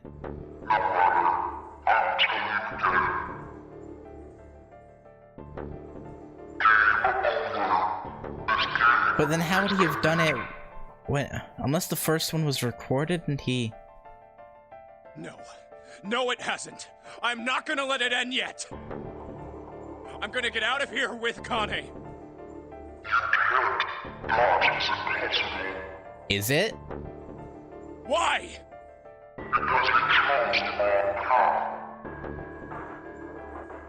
The wrong path?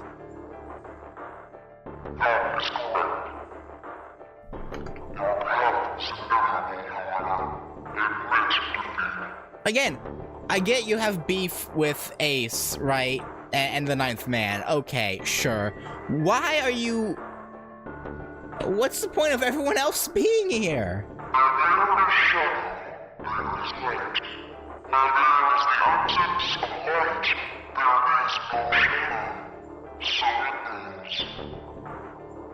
What are you talking about?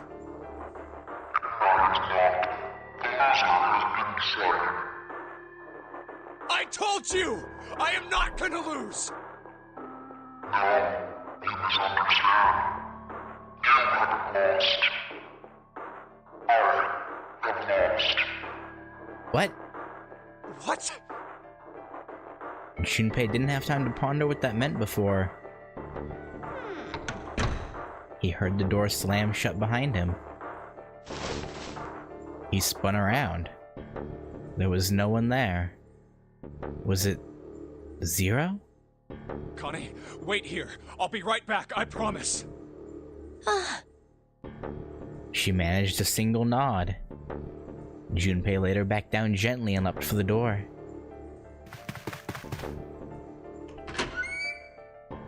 He yanked it open and shot outside. No one.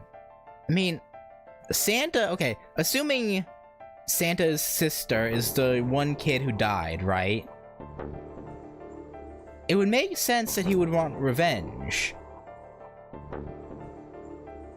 But how, again, unless the first time Zero talked to them was all a recording, and he had happened to say the right things?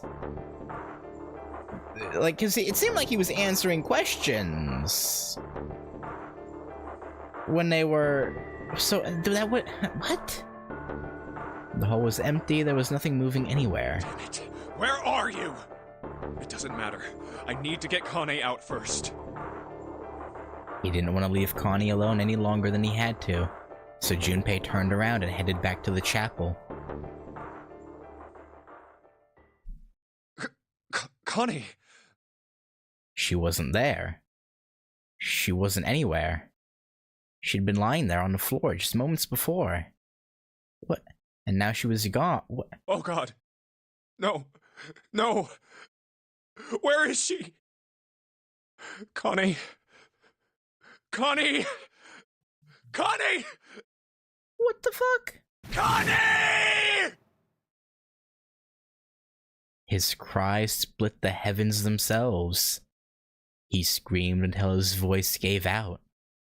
Then he screamed some more. But there was nothing. No answer. His voice faded away and all that remained was cold, unfeeling silence. That was when he noticed it. Huh?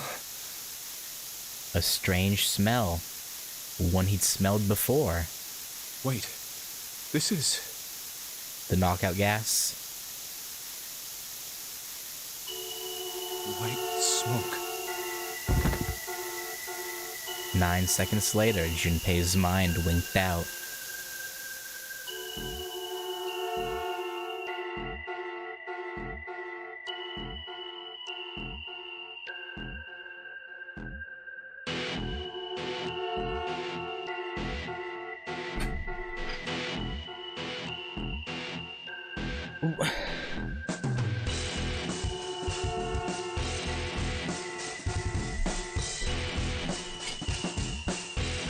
That's not a dead end.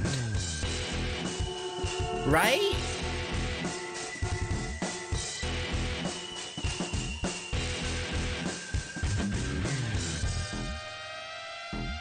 Also, Santa being gone. Yeah, no, Santa. Dude, I don't even fucking know anymore, dude. What? Because on the one hand, again, it makes sense, but on the other, it makes no fucking sense because how would Santa put all this together? And also, why would he put Snake and Clover through this again, or Snake again, Clover having just been, yeah, whatever. But I don't know, man. I'm sure I'm gonna guess the other route, the 4, 8, whatever. I'm gonna guess that one is gonna tell us maybe more about Snake, or not Snake, Santa's involvement, maybe?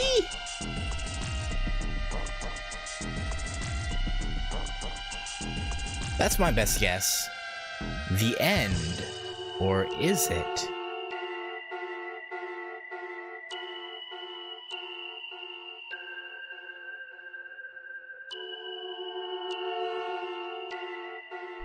Okay.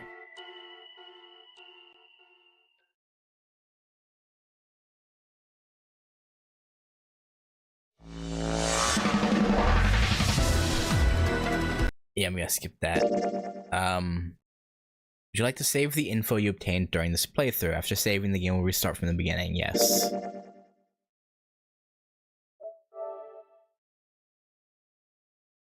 Okay. Access the flowchart or return to the title screen to start from the beginning. No, it should just...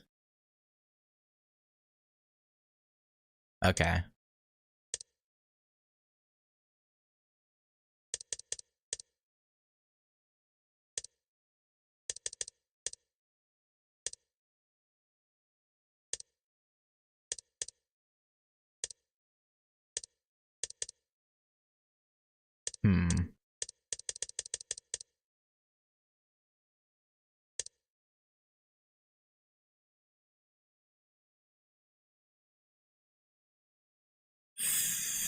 Very, very interesting.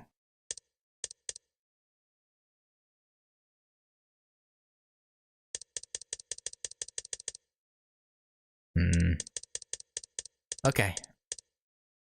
That... Huh. So we know most everyone's involvements. We don't know... Well, I mean, I can assume why Santa's here. But I still have no fucking idea about what Junpei and Connie have to do with the original Nonary game. So I'm assuming by these last couple endings we'll get that information, but yeah, anyway. I don't know, man. Yeah, it's starting from the beginning. No.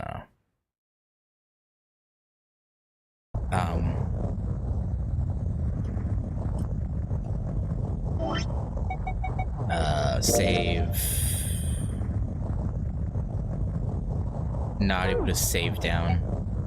Or... Yeah, it's fine. Okay, that's gonna do it. That... Unironically, the other two dead ends, at least it made some relative sense. But I guess having no information and dying is probably going to be more sensical than having like only a bit of the information and dying. So I don't know. Okay. Anyway, that's gonna do it. Thank you guys for hanging out. I just the next stream for this is probably gonna be tomorrow. I wanna like try and I want this to have this done before the end of the year. So I'm probably gonna start the other route tomorrow. And hopefully we get yeah, hopefully we get things figured out. We'll see. But yeah.